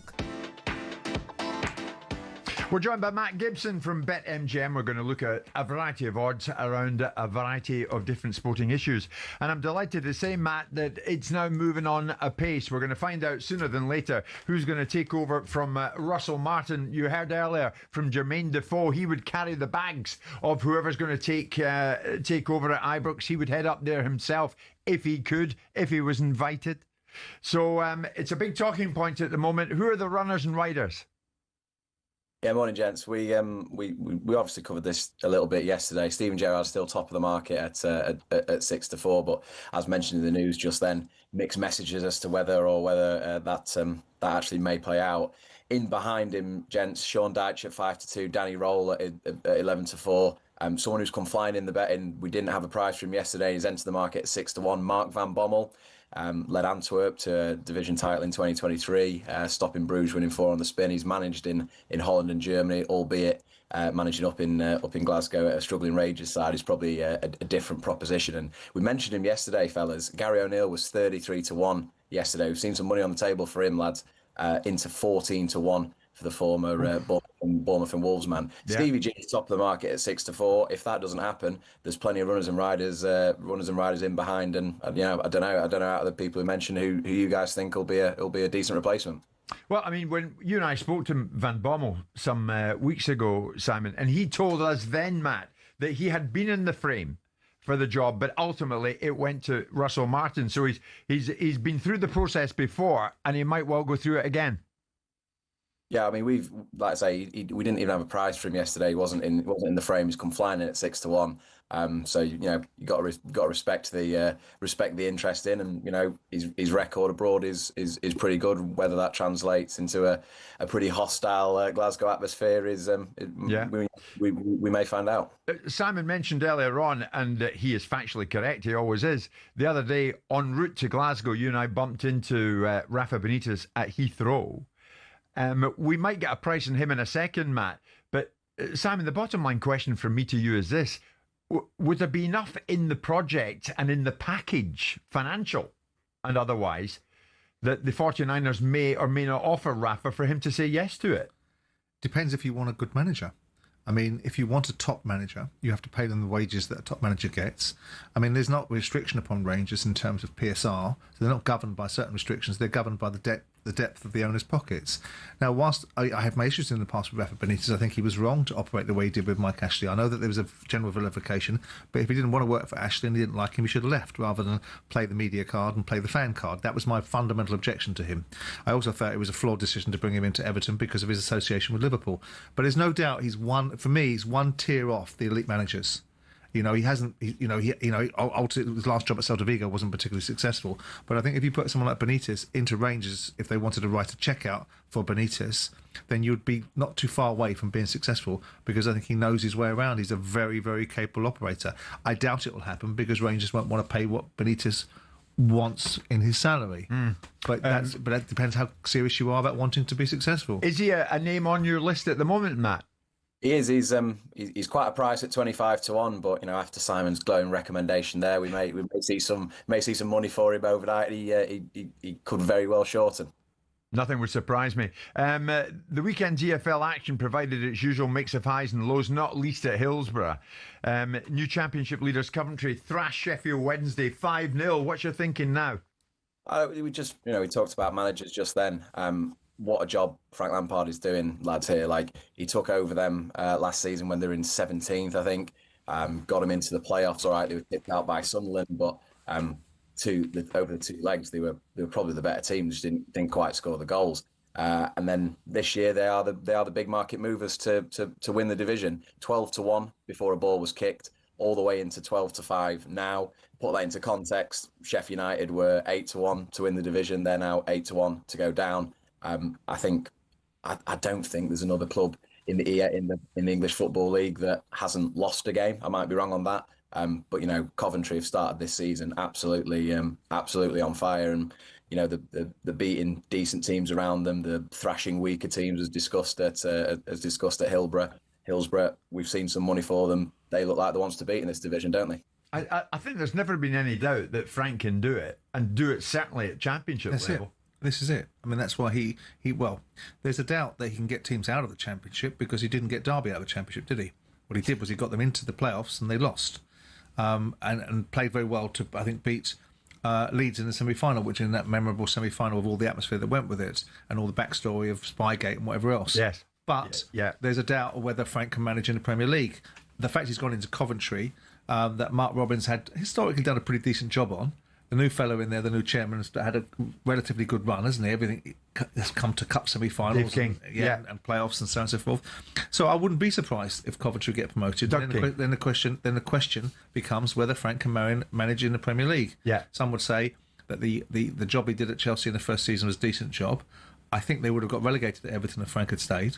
But that doesn't mean that Frank doesn't get to reignite his career with someone like Coventry, and that's what he's doing, and he's doing well. He is doing well. What about the World Grand Prix of Darts, which continues tonight then, Matt? Yeah, we've got 4 world champs in action this evening, fellas. Gerwyn Price, Luke Littler, Michael van Gerwen, Peter Wright, all playing this evening after the likes of Chris Dobie and James Wade were tipped out last night. I think those 4 world champs, admittedly, Peter Wright's got a job on his hands with Mike de Decker, the defending champion here in Leicester. I think Wright, Van Gerwen, Littler and Gerwyn Price in a 4-timer at 19-2 is not a terrible bet at all. Okay. Terrific stuff. Thank you very much indeed, Mr. Matt Gibson. Visit betmgm.co.uk or download the app. 18+, begambleaware.org. It's showtime on talkSPORT with BetMGM. Keep things golden with responsible play at betmgm.co.uk. 18+, gambleaware.org.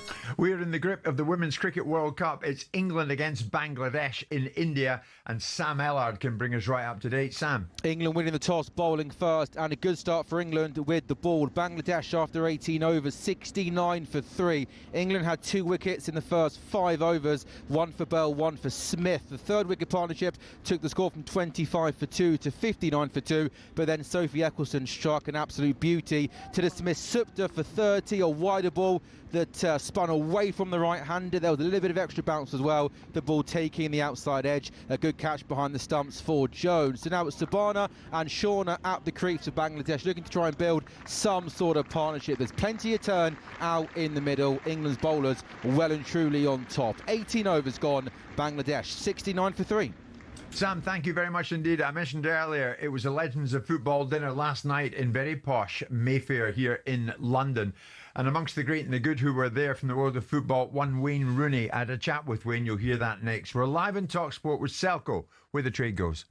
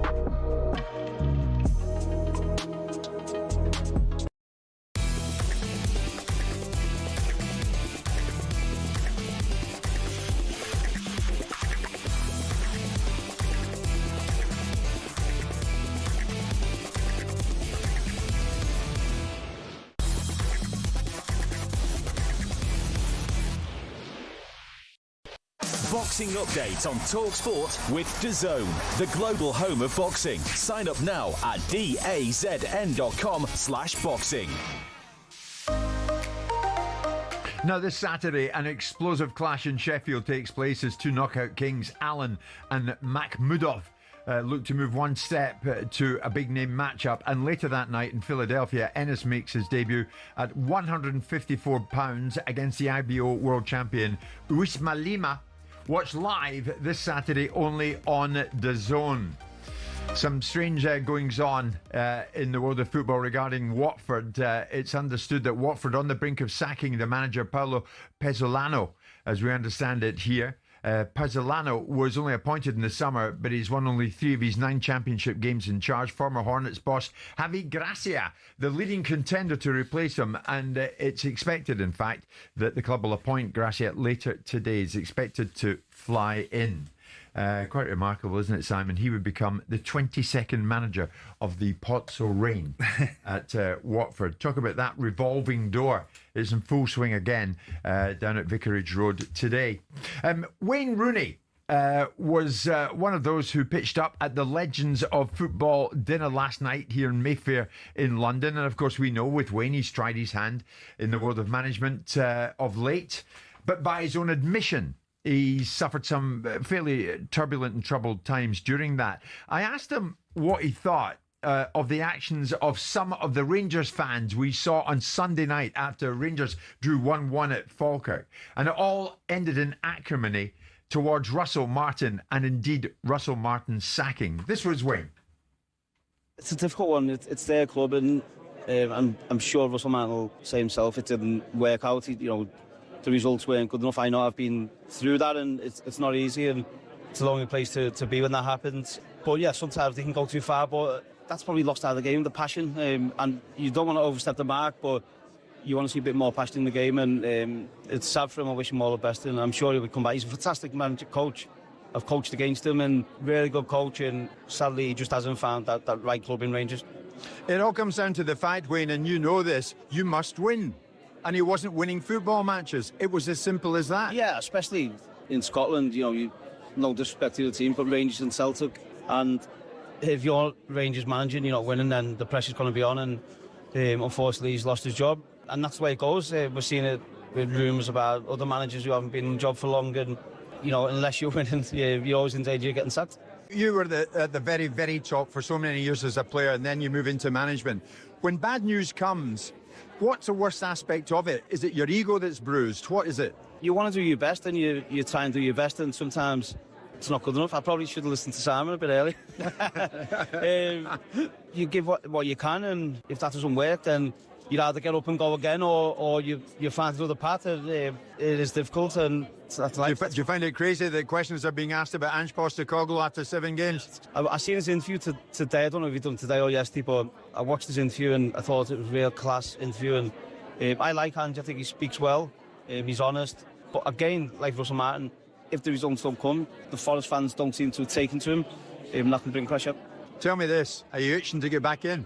No, not really. I'm happy doing what I'm doing. I'm still learning in the punditry world as well, and trying to get better at that. And yeah, I'm happy and get to see my kids play more and not the pressure of managing. Listen, and if something, the right one comes up, which after what's happened in previous jobs, I very much doubt it. I'm not stupid, I can be honest on that. I'm happy doing what I'm doing. Do you know what, mate? In the world of punditry, you say what you mean and you mean what you say. You're quite confident. You're comfortable in that environment. If you can't say what you feel, then you shouldn't be doing it. And that's where I think Simon is really good, actually, when he's honest, he's brutal at times, and but he's saying what he feels, and I'm maybe taking a leaf out of his book. But yeah, no, I try and say what I think, and sometimes you're right, you're wrong, and that's how it goes. On this occasion, you're getting copious mentions of how well you've spoken in the past, and the sense you've spoken in the past when it came to Wayne. Well, look, I mean, he had a go at football management, didn't he? I mean, he can't be criticised for that. It's not his fault that the Birmingham owners decided to take John Eustace out and put him in as manager. That's their fault. It's not his fault that the Plymouth chairman decided to suggest that people's history doesn't make any difference to their employment going forward. Yeah. Look, he was a top-class footballer, and he had a go at football management. It probably isn't his calling. I liked him on Saturday because he hasn't yet been polluted by the art of saying nothing and being politically correct on a television or radio show because you're worried about the consequences of it. And he called things out because there was a taboo. You must not criticise Mohamed Salah, right? But he didn't seem to care about that. He seemed to be very much focusing on the fact that Salah wasn't doing this and Salah wasn't doing that. And it's an unwritten law that you mustn't say things like that. Especially, really? I've someone like Salah? Yeah, because he's beyond criticism because of what he's done in the past. And lots of that may well be true. But if a team is evolving, it needs to evolve. It's a sum of all its parts. So I think that he has a potential future in punditry. people have got a perception of him. I never said anything about Wayne that was personal. I don't know Wayne Rooney. So for me to say something personal about him, there are very few people in this world that I dislike, and I'm quite happy to turn around and list the ones that I dislike. But most of the things I say are based upon me trying to look through and be objective about what is right and what is wrong. And I hope he does do well, because he was a fabulous footballer. I think he'll be a good addition to the punditry world. And who knows, he might find some future in coaching. But I don't think that Wayne is a football manager. I think there's a different skill set. That's not a failing in him. He had a go. He put himself in a way of jeopardy. He put himself in a way of a huge reputation being taken down because he's Wayne Rooney. And he himself speaks to the fact that he thinks it's unlikely that another opportunity will come. But who knows? He's still very young. He's still got several phases of his life to go through. I mean, you didn't hold back on him when he was in management now and again, and some of it was quite strong. He's got the decency there to acknowledge that and say, do you know what?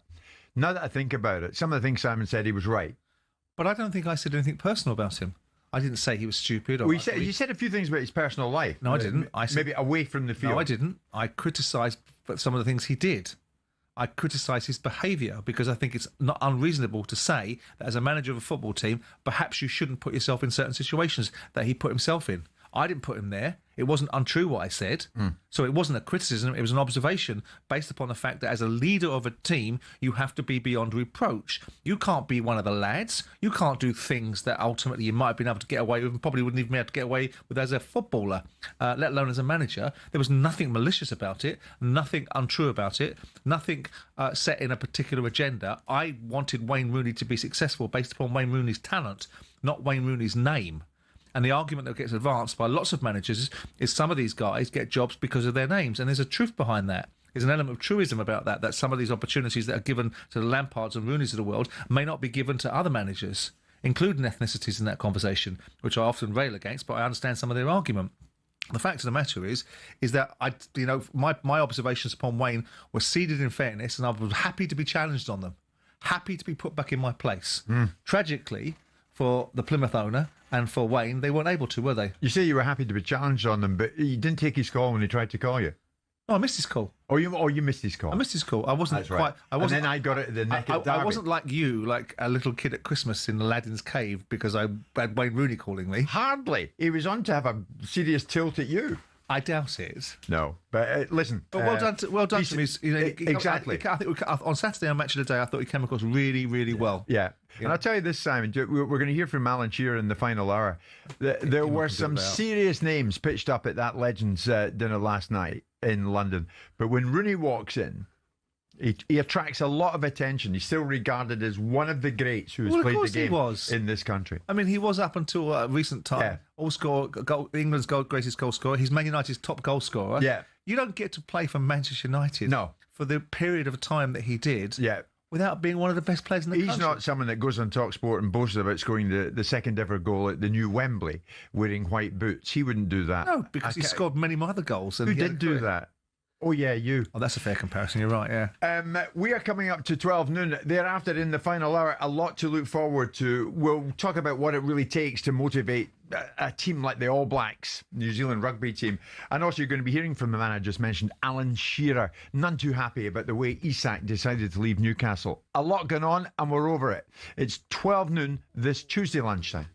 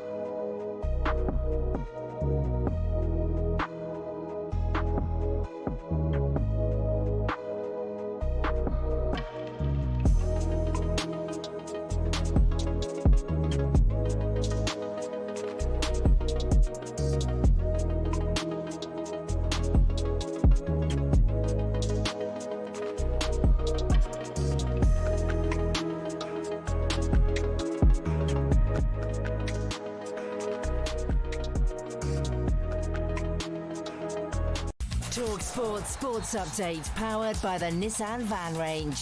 Supporting van owners to get the job done. Search Nissan Vans or head to your local Nissan Van Centre. With your headlines at 1 minute past 12, I'm Nick Ellaby. Good afternoon. We understand Javi Gracia is set to be appointed as the new Watford manager for what would be his second spell at the club. We're told Paolo Pezzolano is being removed from his job after 3 wins from 9 at Watford. Meanwhile, we're getting mixed messages over Steven Gerrard's possible return to Rangers. If he did come back, Gary McAllister and Jermaine Defoe could be part of Gerrard's coaching staff, and Defoe is champing at the bit. You know, I was a massive Coisty fan when I was a kid. I was privileged enough to play for the football club. I understood what it meant to play for the football club and the badge. If I had the chance, and I've said it many times, like if I had the chance to go to that club in any sort of capacity, listen, I wouldn't. For me, it's a no-brainer. We're told Sean Dyche and Hearts boss Derek McInnes are also in the mix for Rangers. Now, the incoming independent football regulator has appointed its first CEO. Richard Monks is a former partner at Big Four finance and accounting firm Ernst & Young. Expect more announcements on policies in the coming weeks. Anthony Gordon says paranoia over England places is pushing players to perform. England host Wales in a friendly live on talkSPORT this Thursday night. And at the Women's Cricket World Cup, England are playing Bangladesh. Sam Ellard's watching. Another wicket for England. Bangladesh 87 for 4 into the 24th over. The 4th wicket to go is Shearer. Dean with the wicket, a flighted ball which Shearer looked to slog sweep into the leg side, took a bottom edge and a good take behind the stumps again by Jones. The last 2 partnerships of Bangladesh were 35 and 26, and just when you thought they were building something and getting themselves back into the game, England strike with the ball. So now Starry has 32, Ritu yet to get off the mark. England are very happy with where they're at. Into the 24th over, Bangladesh 87 for 4. talkSPORT News. Gary Neville is facing anger from builders at a site he owns after he ordered a union flag to be taken down, and the Conservatives say they'd get rid of what they call woke policing if they won the next election. More from the news team at past. talkSPORT weather with QuickFit. With a huge range of premium brands available, we've got what you need to drive away happy every time. Visit your local centre or quickfit.com and book today.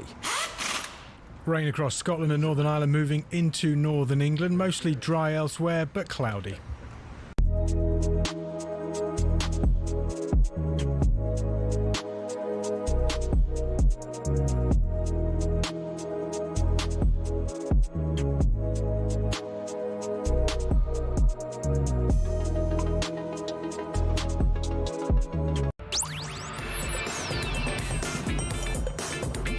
Good afternoon, everybody. It's 4 minutes past 12 noon. It's Jim White and it's Simon Jordan, and we are live on talkSPORT. Thanks for all the messages coming in. Many of you reacting there to the chat I had with Wayne Rooney here in London last night. In the final hour, coming out of that same Legends dinner in Mayfair in London last night, I had a chat with Alan Shearer about, amongst other things, the nature of which Alexander Isak left his beloved Newcastle United. Alan had a few things to say on that, amongst others, and we will be joined by him. I'm delighted to say, a bit of a special guest in our final hour this Tuesday lunchtime.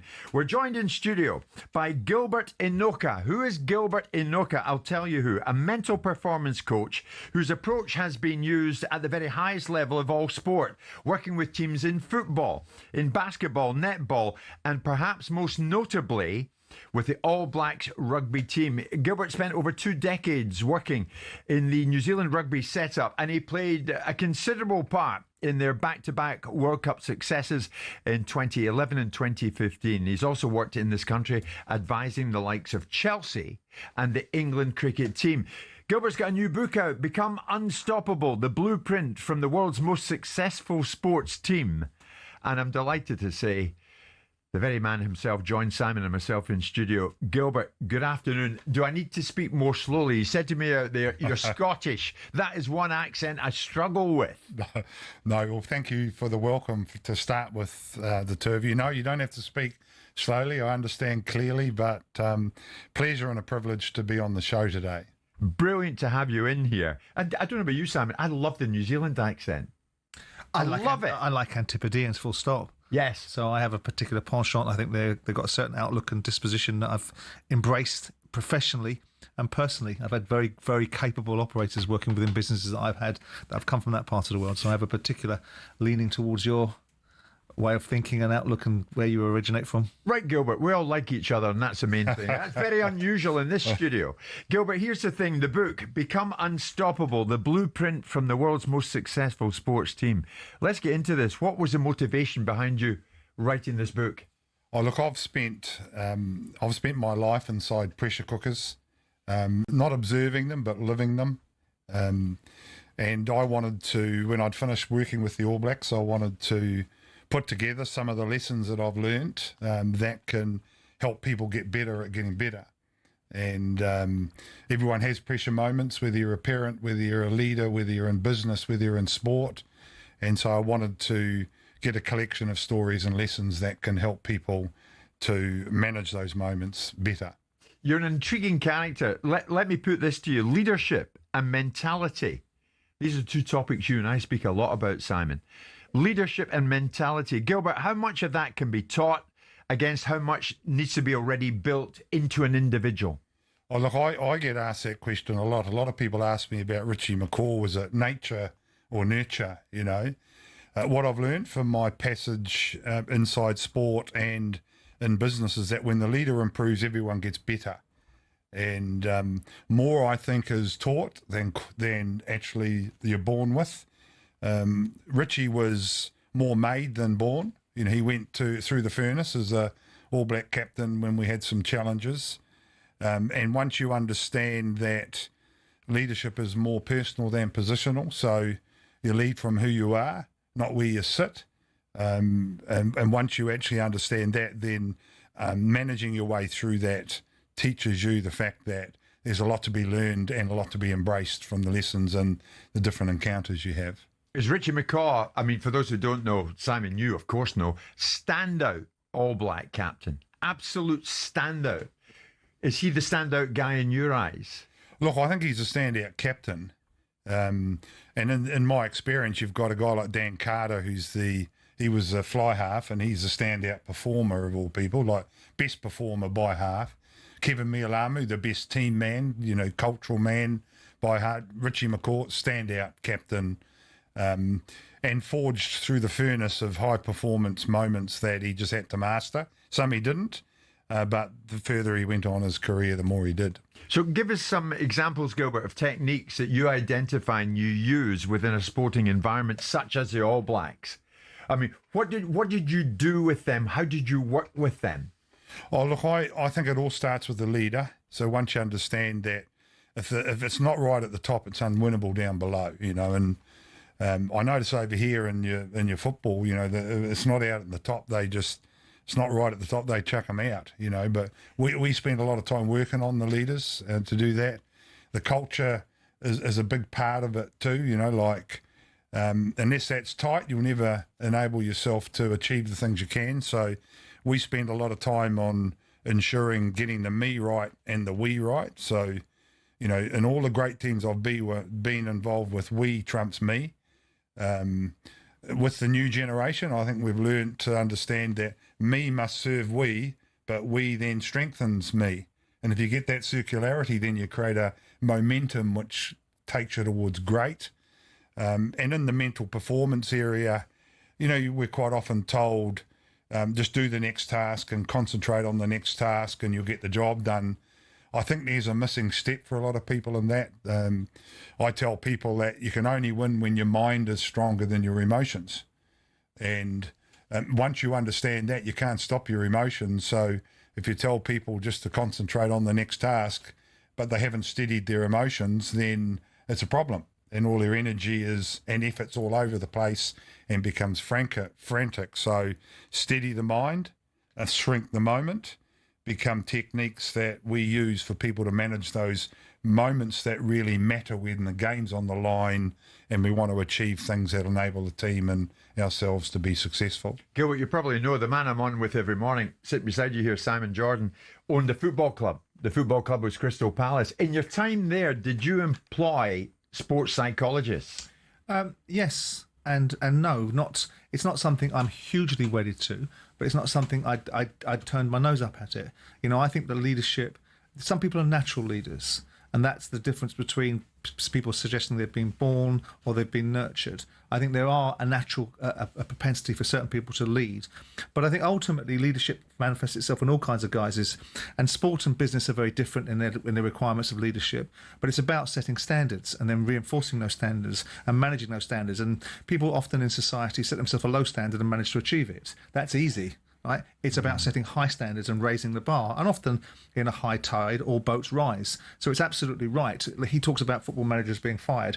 If it's not football managers being fired, it's the guy on top of him that needs to be right. Because if you've got the guy on top right, he'll employ the right people who will employ the right people who set the right standards. And then you'll have the much vaunted and overused expression of the culture right inside an environment, whether it's a business or a sports club. Yeah. And the interesting thing for me in that conversation is the management of the mind. Sport is a very visceral business, but being able to control your emotions, like if you have an argument with somebody, never send somebody a text message when you're in the middle of an emotional moment because you'll regret it. In the same way, and never manage a situation when you're highly emotionally charged.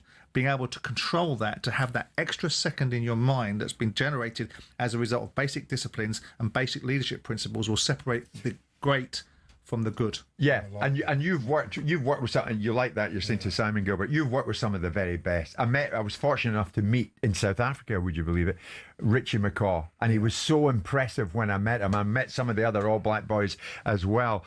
But here's the thing, Gilbert, actually, Simon, that you make me think of this. Are there a lot of blaggers in this industry? Simon, for one, I think I'm right, you're not a fan of certain individuals with their fine margins culture, taking it from sport to sport, like Dave Brailsford, like Sir Clive Woodward. Well, good is good. There's lots of blaggers everywhere. There's lots of people that pitch a woo and can't deliver the outcome, and then there's people that can. And then when you can separate them, and I had a brilliant one, an Antipodean coach at Crystal Palace, an Australian guy, and I could see immediately that the response that he got from the players, the manner in which he speaks, authenticity is a big part of it.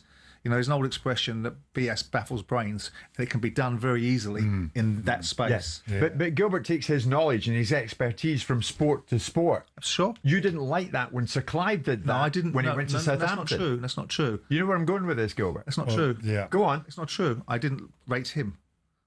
Not a case of, I think knowledge is portable. It's not easily portable. And the fact that you think that everything, like taking someone out of business and sticking them in football, you've got to learn your trade. You've got you didn't rate him. He won the World Cup with England. I didn't rate him. Brailsford, where he ran. Sir Clive Woodward. Well, no, Clive, because I saw Clive Woodward operate in football. I thought he was very good in his space in rugby. He didn't translate it to football. But Gilbert can. Fair play to Gilbert. Sir Clive couldn't.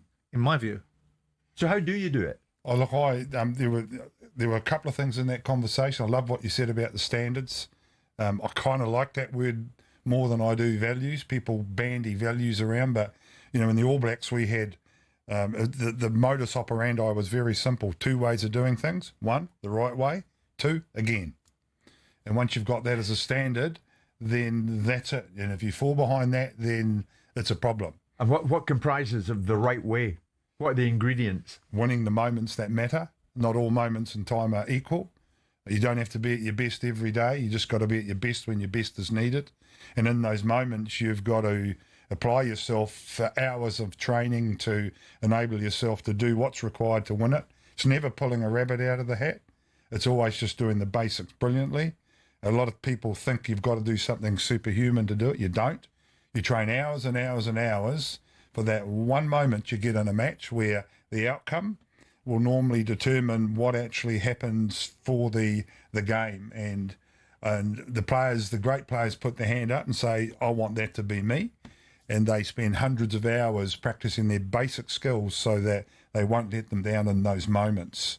And when you move through different codes, you know, you talk rugby, you talk football, you talk cricket. In the end, it's the credibility of you as an individual. You know, people accept you before they accept the message you have. You know, and if you know, I always go in and you just take your time to connect with where a person is. And I use the phrase, sometimes your impatience to win is the reason you lose. So if you go in and you try and do things too quickly and you're not taking the people with you that you lead or you're working with, you'll lose them. And at times you've got to pull yourself back a little bit, take your time, connect with the individual, connect with the moment, and then move forward at a pace that takes both. Gilbert, I love the title of the book, amongst other things. I can't wait to read it. Gilbert's book, Become Unstoppable, the blueprint from the world's most successful sports team. More from Gilbert after this.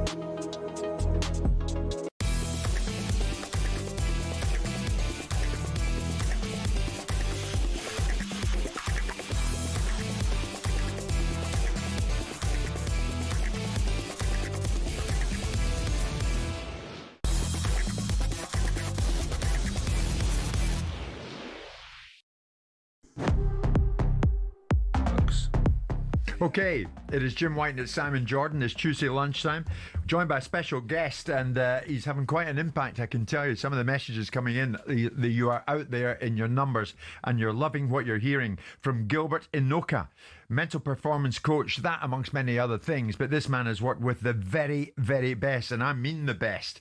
The All Blacks, and he's worked in football, in basketball, in netball, but it's the All Blacks bit that I absolutely love, because is there a person in the planet, Gilbert, that doesn't love the New Zealand rugby team? In all honesty, is there? You guys, you've got the lot. I love following you. I love everything about you. Yeah, well, it's I've had 23 years with that team, and every year is a privilege. There's been 637 test matches throughout history over the last 125 years, and I've been with the team for 304 of them. So I've seen a lot, and I've seen it all, to be fair. I've had pain of defeat, we've had the worst defeat in history, and we've had the most successful run in history.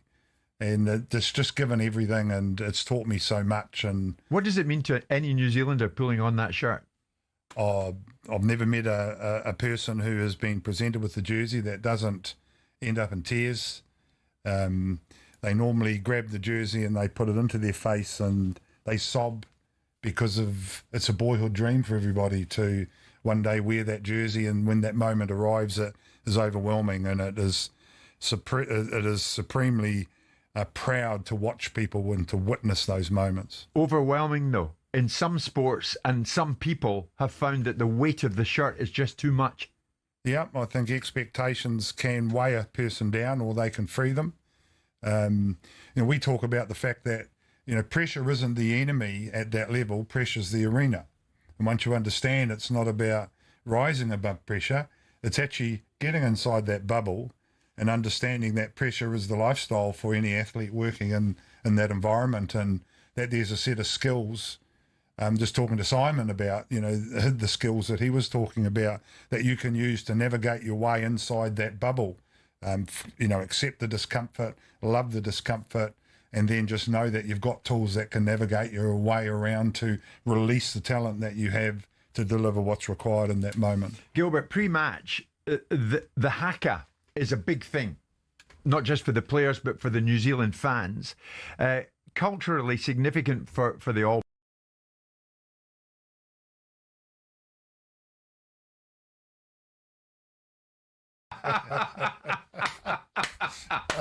Apologies for swearing, Love but it. I mean, it scares them rigid. Yeah, thank you. Yeah, but I mean, if you don't understand it, it does all those things. But it's a ceremonial challenge. When we do the haka, we're actually calling on our ancestors wherever we are in the world. We're drawing them up through the earth to come into our bodies and into our souls, and they're expressed through the eyes. That's why you see the eyes really projected bulging. And they're the windows to the soul, and we're calling on all those ancestors to be with us this day on this challenge against this opponent. So it is incredibly moving. It's very, very spiritual, and when it's done, it harnesses some talent amongst the individuals, which is just surreal. Does it sometimes inspire the opponent, though? They link arms and move towards the New Zealanders. Well, sometimes they see it as a threat, and they want to do something against the threat. The greatest people just take a breath, accept the challenge for what it is, and say, well, are you going to bring that, mate? Then this is what we're going to bring. They're the ones where you have a great contest and you rub your hands together and say, well, let's get on with it. There was talk of dropping the haka in the early 2000s. Yes. Thankfully, it didn't happen. We came that close to dropping the haka, to be fair. Why? Because we didn't nourish it. We didn't, we'd lost our identity of who we were as New Zealanders, and a lot of the players were saying, the TV cameras are thrown in our faces.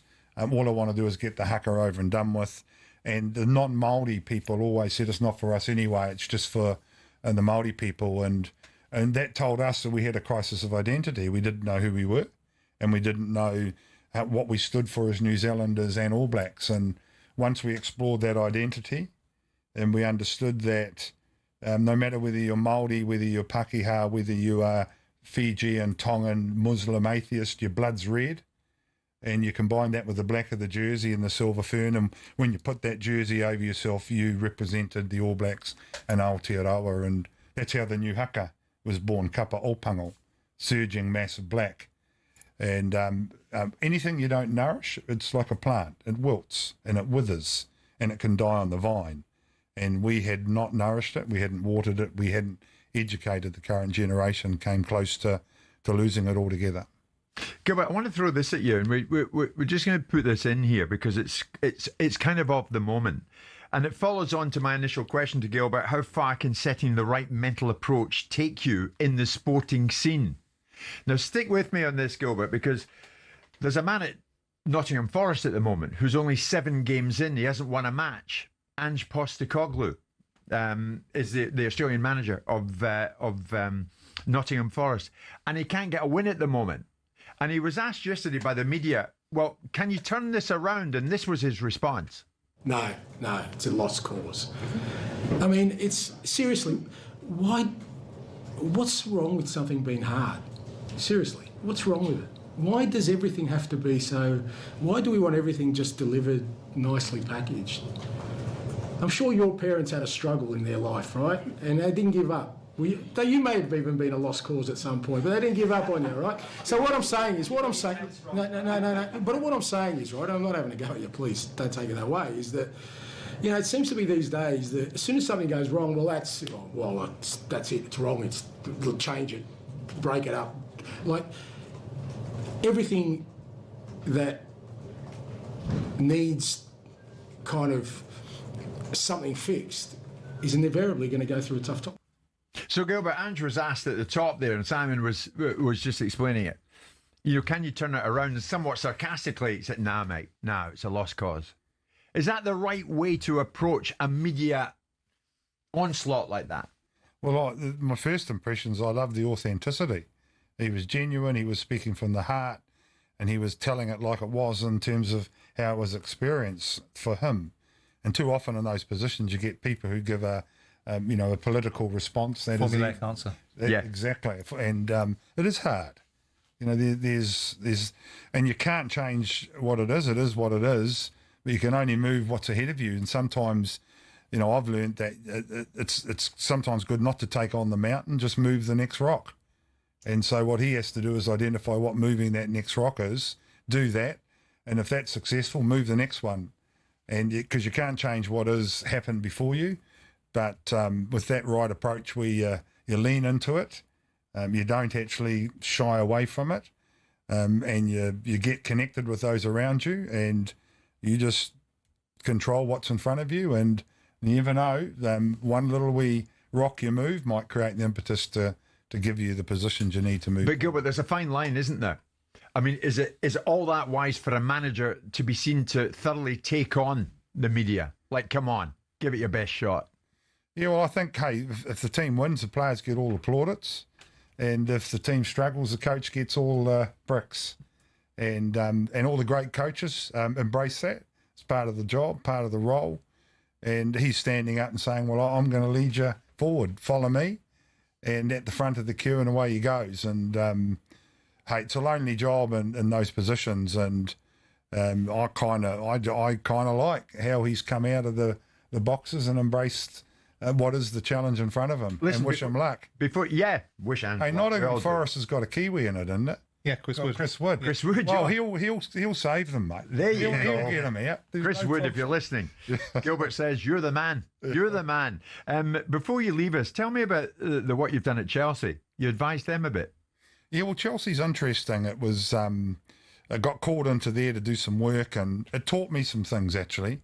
And we were talking about the fact that the difference between rugby and soccer players, you know, like I went into Chelsea and all of a sudden there were about 13, 14 different nationalities. There was a lot of differences, and what it taught me again is that difference is never the problem in a group.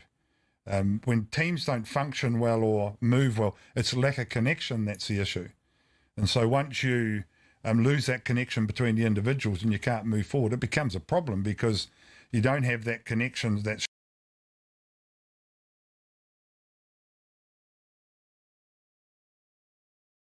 you're told. So, but you know, before you knew it, and he wasn't succeeding the coach Graham Potter, then he was gone, and in came Frank, and he was only a caretaker. Frank went, and then in came someone else. So it just taught me that if you can't get that connection, then you can't build a culture, and if you can't build a culture, then you lose the fabric upon which strong performances and consistent performances are built. But I thoroughly enjoyed it, enjoyed the people inside it, and loved them, loved the time with them. You're a Chelsea fan now? Oh, look, I enjoy lots of football teams out there. Having been inside there, I certainly wanted to support them because I love the people inside the group, which I do inside teams, because when I'm in it, they get all of me. And when you got all of me, then I'll move it and give it everything I've got to help them be successful. Gilbert, we're enjoying you so much. We want you to take us into the final half hour today. If you can stay with us just after this break, we'll hear a bit more from Gilbert Enoka. And judging from the reaction out there, many people are loving what you're saying this lunchtime. It's resonating with a lot of people. This mental side of sport, and Gilbert's new book, Become Unstoppable, the blueprint from the world's most successful sports team. More from Gilbert after this. It's 12:30.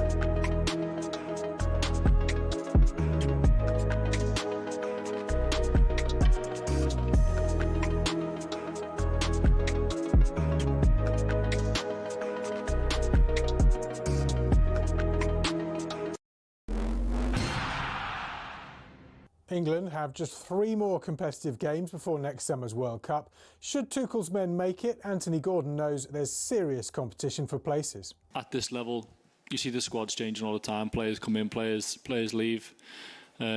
I think you've almost got to be a bit paranoid that you're not going to get in because it pushes you even further. Gordon also says Bellingham, Foden and Grealish not being picked is nothing to do with them individually. It's about the team as a whole. Meanwhile, former England youth player Jordan James has told us why he chose to commit his senior career to Wales. When I play for Wales, I don't get that feeling anywhere else. It's hard to explain. It's so much pride and so much passion when I play for Wales. I just knew it was right. England versus Wales is live on talkSPORT this Thursday. Harry Kane says he'd be up for an open conversation about extending his Bayern Munich contract. That just cools those hopes of a Premier League return next season. Meanwhile, Mark Lawrenson has called out Mo Salah's work rate following Liverpool's 3-game losing streak. He's got to work harder. Yep. I mean, some of the games, he's hardly had a touch. He doesn't change wings at all if you watch him play. So I'm sure they'll be doing something about it. But at the moment, it feels like he's a passenger. And England can make it back-to-back wins at the Women's Cricket World Cup today. Vice-Captain Charlie Dean says they're not underestimating Bangladesh. More on all this at talksport.com.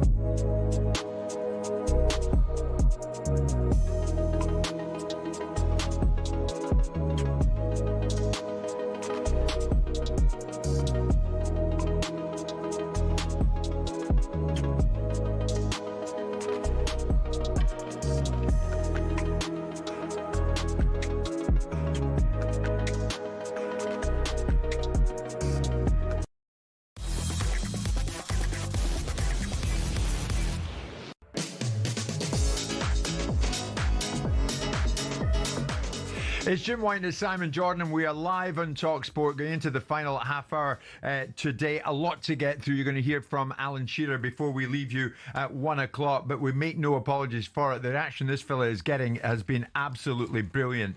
We've been joined in studio, Simon and myself, in the last half hour and going into the final half hour today by mental performance coach, the New Zealander Gilbert Enoka, who has worked with, amongst other people, the very best in the world of sport and the very best in the world of rugby.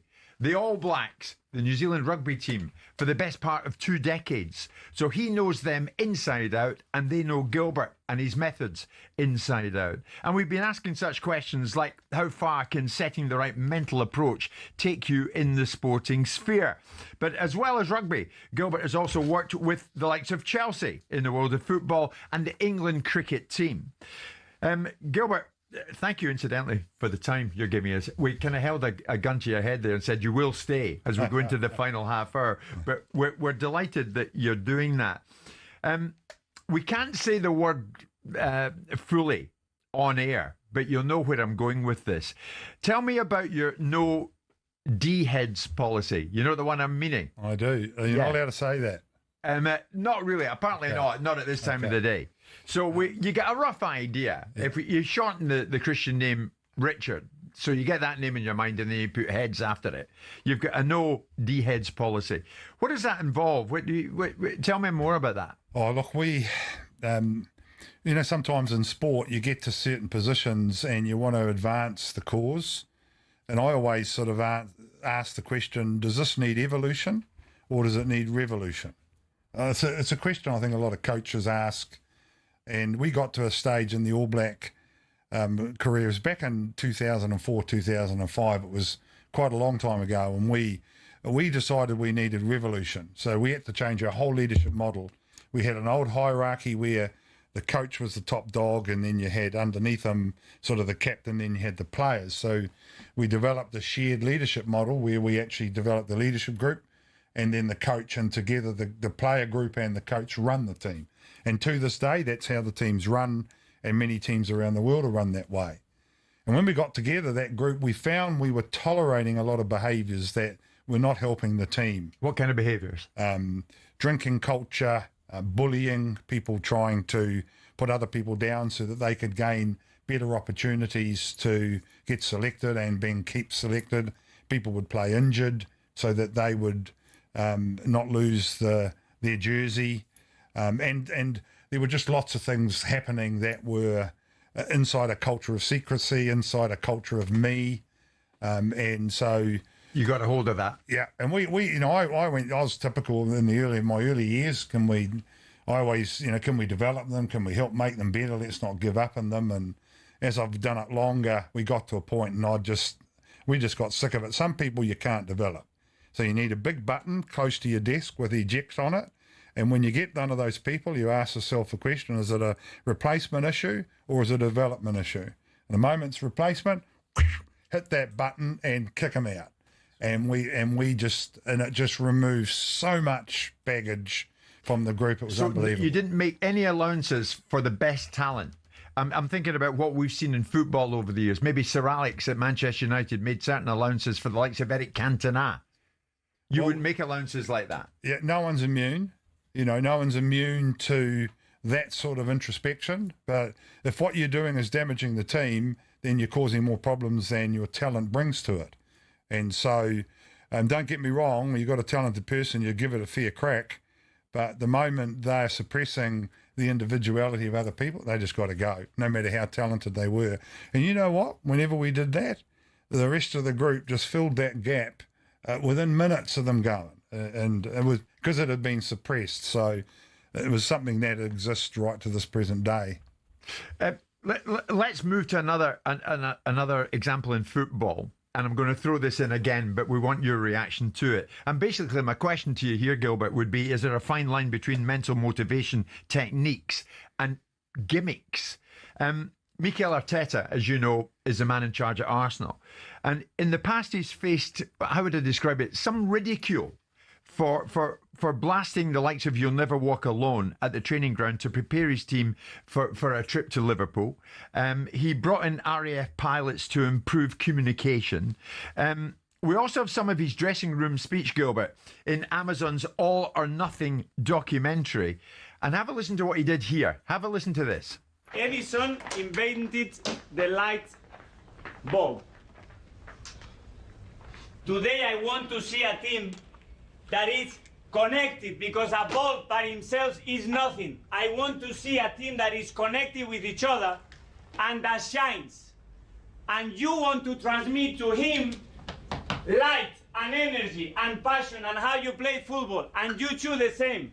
And each of us play the game connected. Because what happens when we play connected, guys? What is the next thing that happens? That we connect with 60,000 people that creates more energy. Now, Gilbert, you heard him there about Edison and the light bulb. Some people went with that. Some people ridiculed it. What's your expert analysis? Well, back in 2005, when we had the revolution inside our leadership, one of the aspects that was under scrutiny was the coach's team talk. And one of the leaders said to the coach at the time was Graham Henry, are you doing this for you, or you're doing it for the other people? And he said, what do you mean? He said, well, Ted, when you do your team talk, I'm not sure it's reaching people. And so he said to one of the players, what do you do when I have my team talk? He says, I'm just waiting to get on the bus, Ted. And he went to someone else, what are you doing? He said, I've got a song playing in my head. I'm not even listening to a word you say. And so he said, well, if it's not right for the team, then I don't do it. And from that day, for the next decade or so, we never had a team talk before a test match. Because if the players aren't ready, by that moment, they ain't going to perform. And what you do in that moment might ignite something which can help move players. But my experience is that all the great work has to be done way before that. And I did notice that. I was talking to Simon about what I noticed in football, like the volume and the number of emotional hits that people do on the day of the game and around are just too excessive for me. I just think to maintain longevity of performance and to maintain the standards that you want that maintain quality, then you've got to find other ways in having to gen your people up before they run out to do what they have to do. I think it's an old co model for a new age player on a big stage in today's world. That's just my view. Okay. Next time I see the New Zealand rugby team winning a game and winning it convincingly, I'll be thinking about you, because they'll be thinking about what you've told them. Yeah. Gilbert, brilliant. Absolutely brilliant. It's been brilliant having you on board, has it not, Simon? Absolutely. Yeah, what a chat. Thank you. So insightful, so illuminating, and all the very best with the book, Gilbert. For one more time, I'll give the title because I love the title so much. Become Unstoppable, the blueprint from the world's most successful sports team. And the man who's put all that together is a man who has been in studio with us, and he is Gilbert Enoka. Thank you so much for being with us. Thank you, both of you. I enjoyed it very, very much, and thanks very much for having me on the show. Well, you understood me. I understood you very clearly. First Scotsman I've ever understood so clearly. Brilliant. We're live in Talk Sport. Stay with us.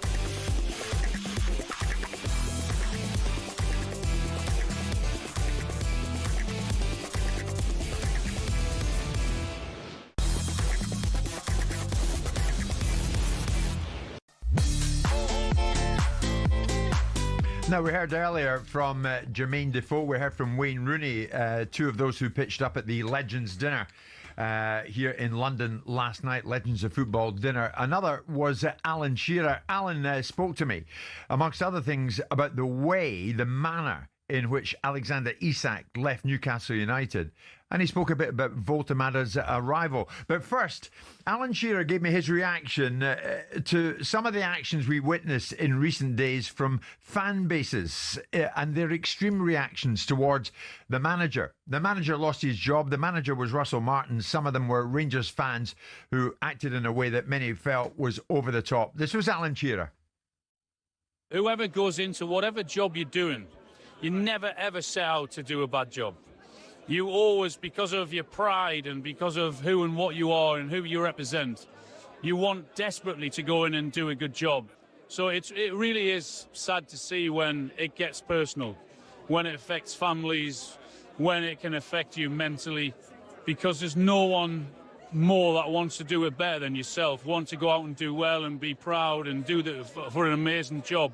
But sometimes it just doesn't work out, you know, and sometimes you have to hold your hands up and say it didn't work. But it's never nice to see, for whoever you are, for whatever club you represent or whoever you manage, to see the reaction like that. I get it, I understand it, but I just don't like it. It's not nice to see, because people are normal, people are human, and people have families. It's a huge club, Rangers. Yeah. Steven Gerrard was once there. One wonders if he would go back given the chance. One thing's for sure, Alan, they've got to get it right. I know they're a huge club, as are Celtic, two of the biggest around. You can, wherever you travel in the world, you see their following.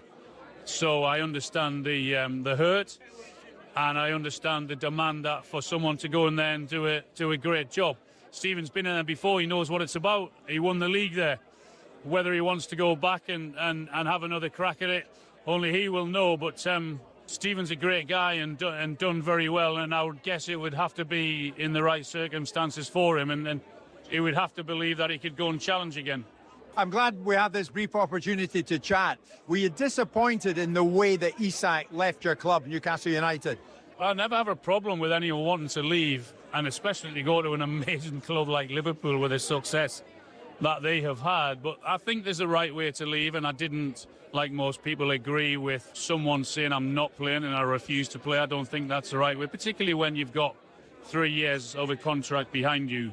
Yeah, I didn't like it, but Wissa did the same and coming to Newcastle, so it is what it is. I don't like players doing that, particularly when you've got a contract behind you. And in comes Voltemada, and he's already had an early impact in the club. Do you have a feeling, Alan, this might be a special season? Well, from what I've seen, I like his attitude. He's not a number 9, he's like a 9.5 or a 10. I'm really pleased that he stood up and took the penalty as he did at the weekend against Forest. He stuck it away brilliantly. He's had a great start to his Newcastle career. And with Eddie's coaching and all his staff, it looks as if he's only going to get better. So fingers crossed that he will continue his great work and push Newcastle up the table. Alan Shearer speaking to me. He talks a lot of sense, Simon, doesn't he? Yeah, I mean, I agree with him that no one would like the way Isak left the club, but it was the club's own fault because there was a vacuum of leadership, and they should have been very early in concentrating the player's mind about his responsibilities. He may well still have gone, but it would have been engineered and orchestrated and curated perhaps in a better way than this constant media speculation about what he was and wasn't going to do and how prevalent his thoughts were, rather than the club and their ownership of his contract and their position and them telling him what he was going to do to some extent. Bit like Marinakis told Morgan Gibbs-White. Yes, indeed. In the time we've left, it's time for this. The Real Deal on talkSPORT with Selco Builders Warehouse. For the latest special offers, pick up this month's Real Deals in branch or view online at selcobw.com. We're going to pick out who is this lunchtime the real deal with Selco Builders Warehouse. Simon, the name David Cogan might not mean a lot to many people out there, but for reasons that I hope you'll explain, because you met up with the fella the other day, is David Cogan about to become the most significant and influential of the lot? We're talking about him being the new independent regulator. I think he thinks so. I mean, look, there's an element of Chatham House rules about the conversation I had with him in terms of what I will and won't say in regards to what he said, because he met me for certain reasons. But he has a brief. I think he might be very useful to the EFL. I think they need to keep him away from the Premier League. Because I don't think that's the right place for the regulator to be doing what he thinks he may need to do. I think the real issues are outside of the Premier League. They're in the EFL, and it might well be that there has to be certain discussions with the Premier League to find solutions. But the brief that he has and the job that he's been given, I don't agree with it. And there's nothing that David said to me. I went along because I know my views. I know what I think of the independent regulator. I think it's laughable. And I think it's ridiculous that we are bringing in a regulator to preside over what ultimately is a real success with a few challenges. And I wanted to see if my view was going to be made any difference, because it's like having an echo chamber. You know, I listen to LBC, I loathe LBC and its principles, but I listen to it because I already know my view somewhere else and I want to hear something else different to change my views. I didn't hear much. What I do have concerns about is whether, there's no way that this man can do the job that he's going to be asked to do in English football with the budget that he's been given. So one wonders how that's going to manifest itself, and I have fears that that's going to manifest itself in a space that people don't like, which means there might be more taxes coming into football to be able to fund the development of a regulator. Yeah. Do you worry when he says there are urgent and critical issues that need addressing in football? Well, he'll talk about Sheffield Wednesday. I mean, that's a classic case in point. That's not going to happen on his watch. Right on that. Well, he'd be right in that instance, yeah. And the remit that they've been given, the extended powers they've been given, whilst they look great in the circumstance where you've got a rogue owner like the Sheffield Wednesday owner appears to be, careful how you set precedents, careful how much legislative power you give. In most countries, they have a football regulator of sorts embedded into the culture, which should have been the case here. The FA should have been the regulator. This is an arm's length regulator, a legislative regulator. So it's a different dynamic. It's not seeded. They're an outsider coming into the industry. And some people might say, well, that's good for the thinking. Not really, because if you look at the regulators that work around Europe in other leagues, whether it's the German league or the French league, they are seeded into the culture of football and make their regulations based upon what the football climate really, really needs. Now, I mean, I think, with respect to David, and I don't want to be too facetious, I think he thinks he's the Minister of Sport, and we'll see how that plays out. If I was to ask you, off the back of your meeting with him, do you think he'll be the real deal? I think he's the best. I think they're very fortunate to get him, because given the budget that they've put in place for him, and given, whether he wants to do this for a period of time, whether it's a period he's after, I don't know. But I think he's going to find himself frustrated and faulted, because you cannot play hard and fast. If some of the things I take away from what David said without breaching any confidences, if he thinks he's going to go up against some of the richest and most powerful people in the world and have a successful outcome, I think there's going to be some rude awakenings. Simon, thanking you. That was our pick, David Cogan, for this week's Real Deal with Selco Builders Warehouse. For the latest special offers, pick up this month's Real Deals in branch or view online at selcobw.com. That's about it from us. Watford are about to have a change of head coach. As someone once said, it's like deja vu all over again. It's 1 o'clock. The Real Deal on talkSPORT with Selco Builders Warehouse. Check out this month's Real Deals at selcobw.com.